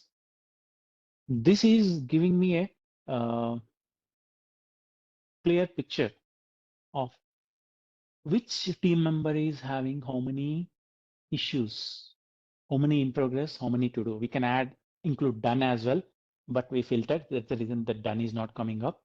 So this will help us to manage the load or anything as such. Right. So that way it will help us as a project manager. If in case someone comes and say, hey, I am having more issues, I'm overloaded with the capacity or number of issues. Even before someone comes up, we can take a look at it, hey, how the progress is happening or how many issues each team member is working upon. This is the numbers. Unfortunately, it won't give the story point estimate. No, that has different what do you say, different gadget. But yes, this thing will give the number of issues. These ones is the number of issues which is shown, right? And don't worry why it is coming as 95, because even though it is only two, the remaining 93 are not assigned to any user. That's why it is showing as total as 95. But yes, overall 99 issues are there, and 2 of them are still to do, and 3 are in progress. So now, if in case I go and ask Avinash, hi Avinash, you are having one issue in your queue, but it is not yet started, or it is still in to do. What's the challenge you're facing to get started with, or do you need anything before you get started with your issue? Naresh, how long it may take to complete this issue which is in progress, or Ravish, by when we can complete this issue whichever you're working upon? So like that, you can play around this information. You can filter out, you can pick up. I just filtered the assignees as a access and the status. You can even keep the same gadget in the same filter. I will add one more two-dimensional filter, and I will configure. Okay, let me add another gadget. Okay, the previous added gadget is already there. So now I am adding, or I am, for the same filter, I'm fetching different information, right? So maybe the epic link versus assigning, or maybe the status. And yes, okay. Again, I did a reassignment. I need to check the status. And then here I need to check the epic link. So using the same filter, I am fetching, or I'm analyzing different information, right? One information I'm looking at is the team level or the team member level or individual level. The other information I'm looking at is within each epic, how many issues are in progress, how many issues are in to do. Yes, that way, like, you create the filters and you can take a look at that, how the progress is happening, right? So, and again, this you can share with your stakeholders and with your teams, and you can share how you want to take it and the change. Yes, so we can do all possible analysis or assessment using these dashboards, using the create the filters. Majority of the times, the filters which are required, which might be basic, simple things, can be straightforward. You can get it done using the automatic columns, and then add it to the dashboards. You can do your own analysis and you can have your own conversations. The same way, we can create the pie charts, the workload pie charts, yes, or any other thing as well from this filters perspective, or from this gadgets perspective. The sprint burn down, yeah, if you want, you can you can add that sprint burn down as well into this. Automatically, every active sprint, it will show the current active sprint. It will be showing, and then the sprint health gadget. Also, we can add all these things. We can add it to the dashboard, and it will show how the progress is happening across the things based upon the filters which we added. And the JIRA roadmap, so we can even add the roadmap, everything. We can add it to the dashboard. And this could be one of the maybe the beneficial thing for all of us from, especially when we are having multiple teams or multiple projects where we are working closely with. Right? If it is just one single team, maybe the team level reports might be sufficient. But if in case you are having multiple teams to work with, then you can create multiple filters for each team or each project, and or a consolidated project. It's up to us. Play around and you can start making use of that information as required.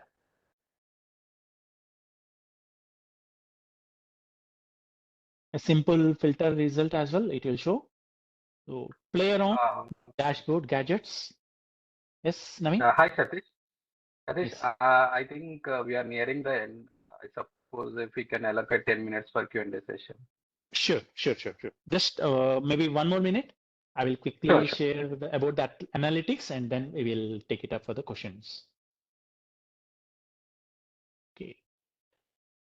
The latest entry into this analytics or the information is the Atlassian analytics. Right. So let me go this.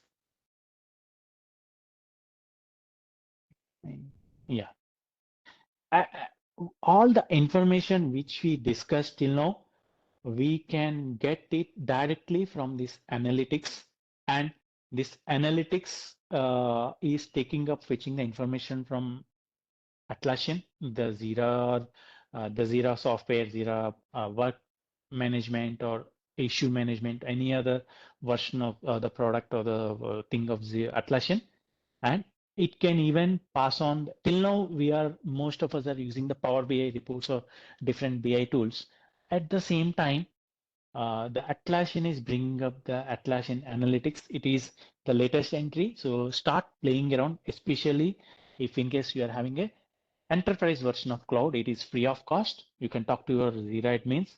You can start playing around this information. Yes, it is giving all the possible information from the lead time, cycle time, the workload management, and the velocity. Each and every information is generated across this, and the OKRs, the goals, the metrics we captured, everything is coming up into this Atlassian analytics. So go through this product information.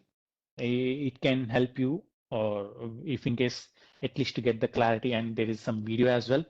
You can you can watch the video and get an idea. And if in case you are having that cloud version, enterprise version of cloud, you can start exploring and making use of it from your organization perspective. Okay, are we good?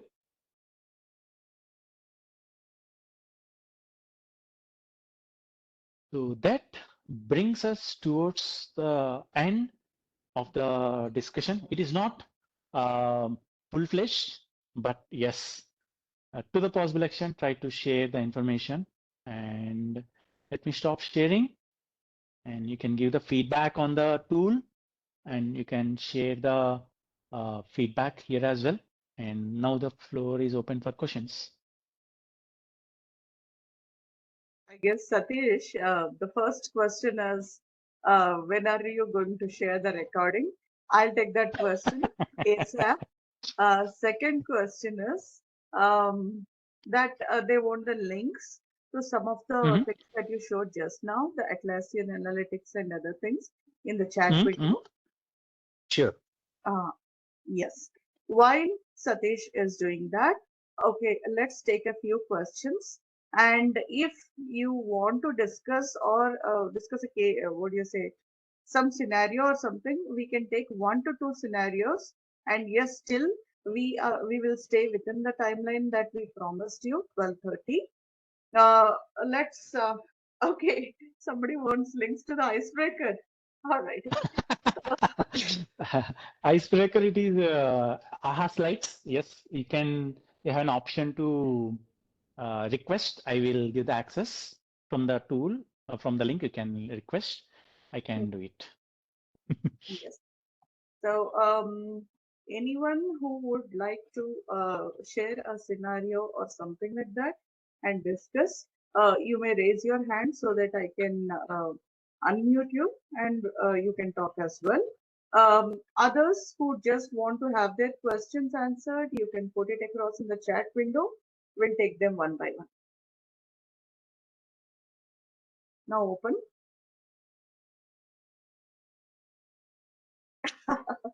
Sriram.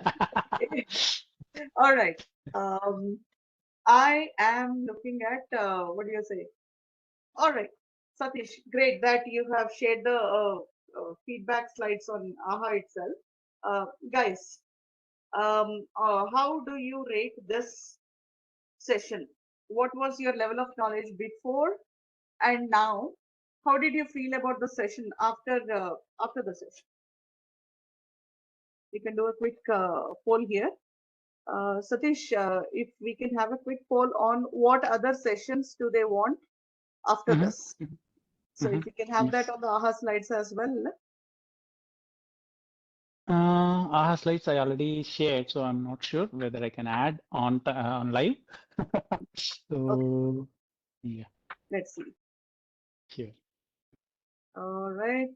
Then let me read out the questions if there are any. So Raj asked one question: what is the one or two metrics to let me read Team that performance. performance of the team performance. I don't call or I don't consider the team performance, Raj. Instead, I will call as like how we, when I say we, whatever role we are playing, how we can help the team by looking at these metrics or these reports, right? So I look at the velocity. I don't recommend. I don't prefer as a individual my own personal perspective. Instead, I will look at like the lead time, how much time the team is taking up to complete the user story or feature or epic, and what's the cumulative flow diagram, how the progress of the flow is happening across. That way, it will help how we can help the team. Right. We might not be the technical experts, or we are not doing that. We might not be doing the hands-on, but we should be able to help the team back to get them resolve the dependencies, blockers, or getting the required support. So that's where these two information or these two metrics will be helpful to make sure how we can help back the team by bringing up different perspectives, pointers, thought process, and how we can take it from the improvement of the team way of working. And I guess Raghavendra asked one question: will there be any dummy data or anything available for a free JIRA? No, unfortunately. All the data, all the screens, everything is which I created on my own. So when we create a free version of JIRA, we will get a plain thing, nothing, not even a project. We need to create everything from scratch. Yeah. And Satish, I think Samant has a question on uh, aligning which reports to be used for which purpose. Samant Tiwari, I think. Okay, which report to be used for which purpose? Burn down, burn up, and sprint report typically we use on a regular basis at the sprint level, at that current team or given team level. The other reports will be used for the release planning or the prioritization or the remaining scope backlog refinement perspective. And the dashboard, the last thing which we discussed is from the overall project tracking or project progress perspective, especially when you have multiple teams to work with.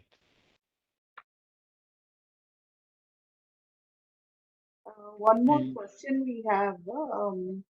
Uh, that's from Rashika. We missed it. Hold on. Will reports option available in free JIRA only after we create data for project?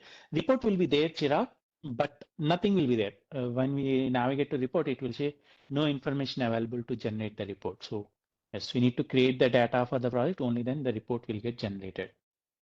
And Devi asked one question. How do we measure productivity rate for future releases? For future releases, based upon the release report as well as the epic burn down, we can track how the epics or how the releases are going on. Accordingly, that will be already integrated with the velocity information of the how the sprint wise progress is happening. By taking a look at it, we can try to figure out the tool itself might be giving some sort of analysis or insights, how many sprints it might take for the release, upcoming release, for the remaining backlog based upon the velocity and the information it might be. But yes, we can try to take a look at it. And Devi asked one question, can we get a resource-wise time split either inbuilt JIRA or JQL without plugin? Inbuilt, no direct information, Devi. JQL, yes, there is one JQL which I came across. I tried to locate it. Unfortunately, I couldn't find out before the session. I will try to figure out. There is some way to capture that in the JQL or in some sort of report. I'm not sure, maybe it might be a plugin. There is some plugins which will help to track the resource wise or maybe the team member wise time spent or the time accumulated for the given issues or given things. Let me try to check on that once. Sure. Thanks, Can we, Satish. Yeah. can we integrate capacity in JIRA for capacity planning? There are some plugins available, Amit, if I'm not wrong. So for integrating capacity for the sprint planning perspective, yes. I never used it because our sprint planning or capacity planning we will be doing outside the JIRA tool. So we never integrated or we never used it. But yes, I know that there are few plugins which are available to make use of it. Okay, I guess we have reached the end of the session. We are sharp on the dot at 12:30. Guys, this has been an amazing session, and the questions and right in the middle of the session, it was very interactive. Thanks for that. Satish, please stay on. I have a couple of announcements, and just let me allow. Please allow me to share my screen. Sure. All And right. at the same time, like before you bring up the screen, like there is one last slide on the AHA Slides link, the overall feedback. Yes, feel free to share the feedback, and that will help us also to get more such interactive sessions in the near future. Perfect. Thanks, Suma. Is it shared now? No, the same link. I move to the next slide, the last slide, the overall feedback. We can, participants can give it. All right. Then just before, let me share my screen. This is about the announcements, guys. We are having our annual Gyan Lahari conference coming up September 30th. Okay, the early bird registrations are open, and the registration link, Naveen, if you'd copy it, or I will do that for you. No worries. So if you can, what do you say? Put it across in the chat window, whoever is interested, then I'll be happy to sign up people for that. And if you want your organization to be a part of this Gallery conference, please write back to corporate@pmi-pcc.org or events@pmi-pcc.org, and we would be happy to give you a special pricing for that. Okay. And meanwhile, I do understand that we have had several questions that remained unanswered. Satish, I will be taking up some more of your time, maybe offline, to request you to answer those questions, and maybe we can share on the what do you say, LinkedIn profile as well. Sure. Okay, thank you. And yes, on behalf of the chapter as well as all the participants, Satish, thank you so much for spending your valuable time, 2.5 hours, time well spent at the start of the weekend. Thank you so much for that. And last but not least, to the participants, thank you for all the involvement that you have done in the sessions. Yes, don't worry. We will be sharing the PDUs across to you since you have already registered for the session. This will be auto-credited. Okay. And please do share with us some more feedback, as Satish has mentioned in our slides. And also what other sessions you would like to have with us in the future as well. Okay. With that, I will stop sharing, and thank you so much, everyone. Have a great weekend. Yeah, thanks everyone. Thanks, Satish. Thanks, everyone. Have a nice weekend.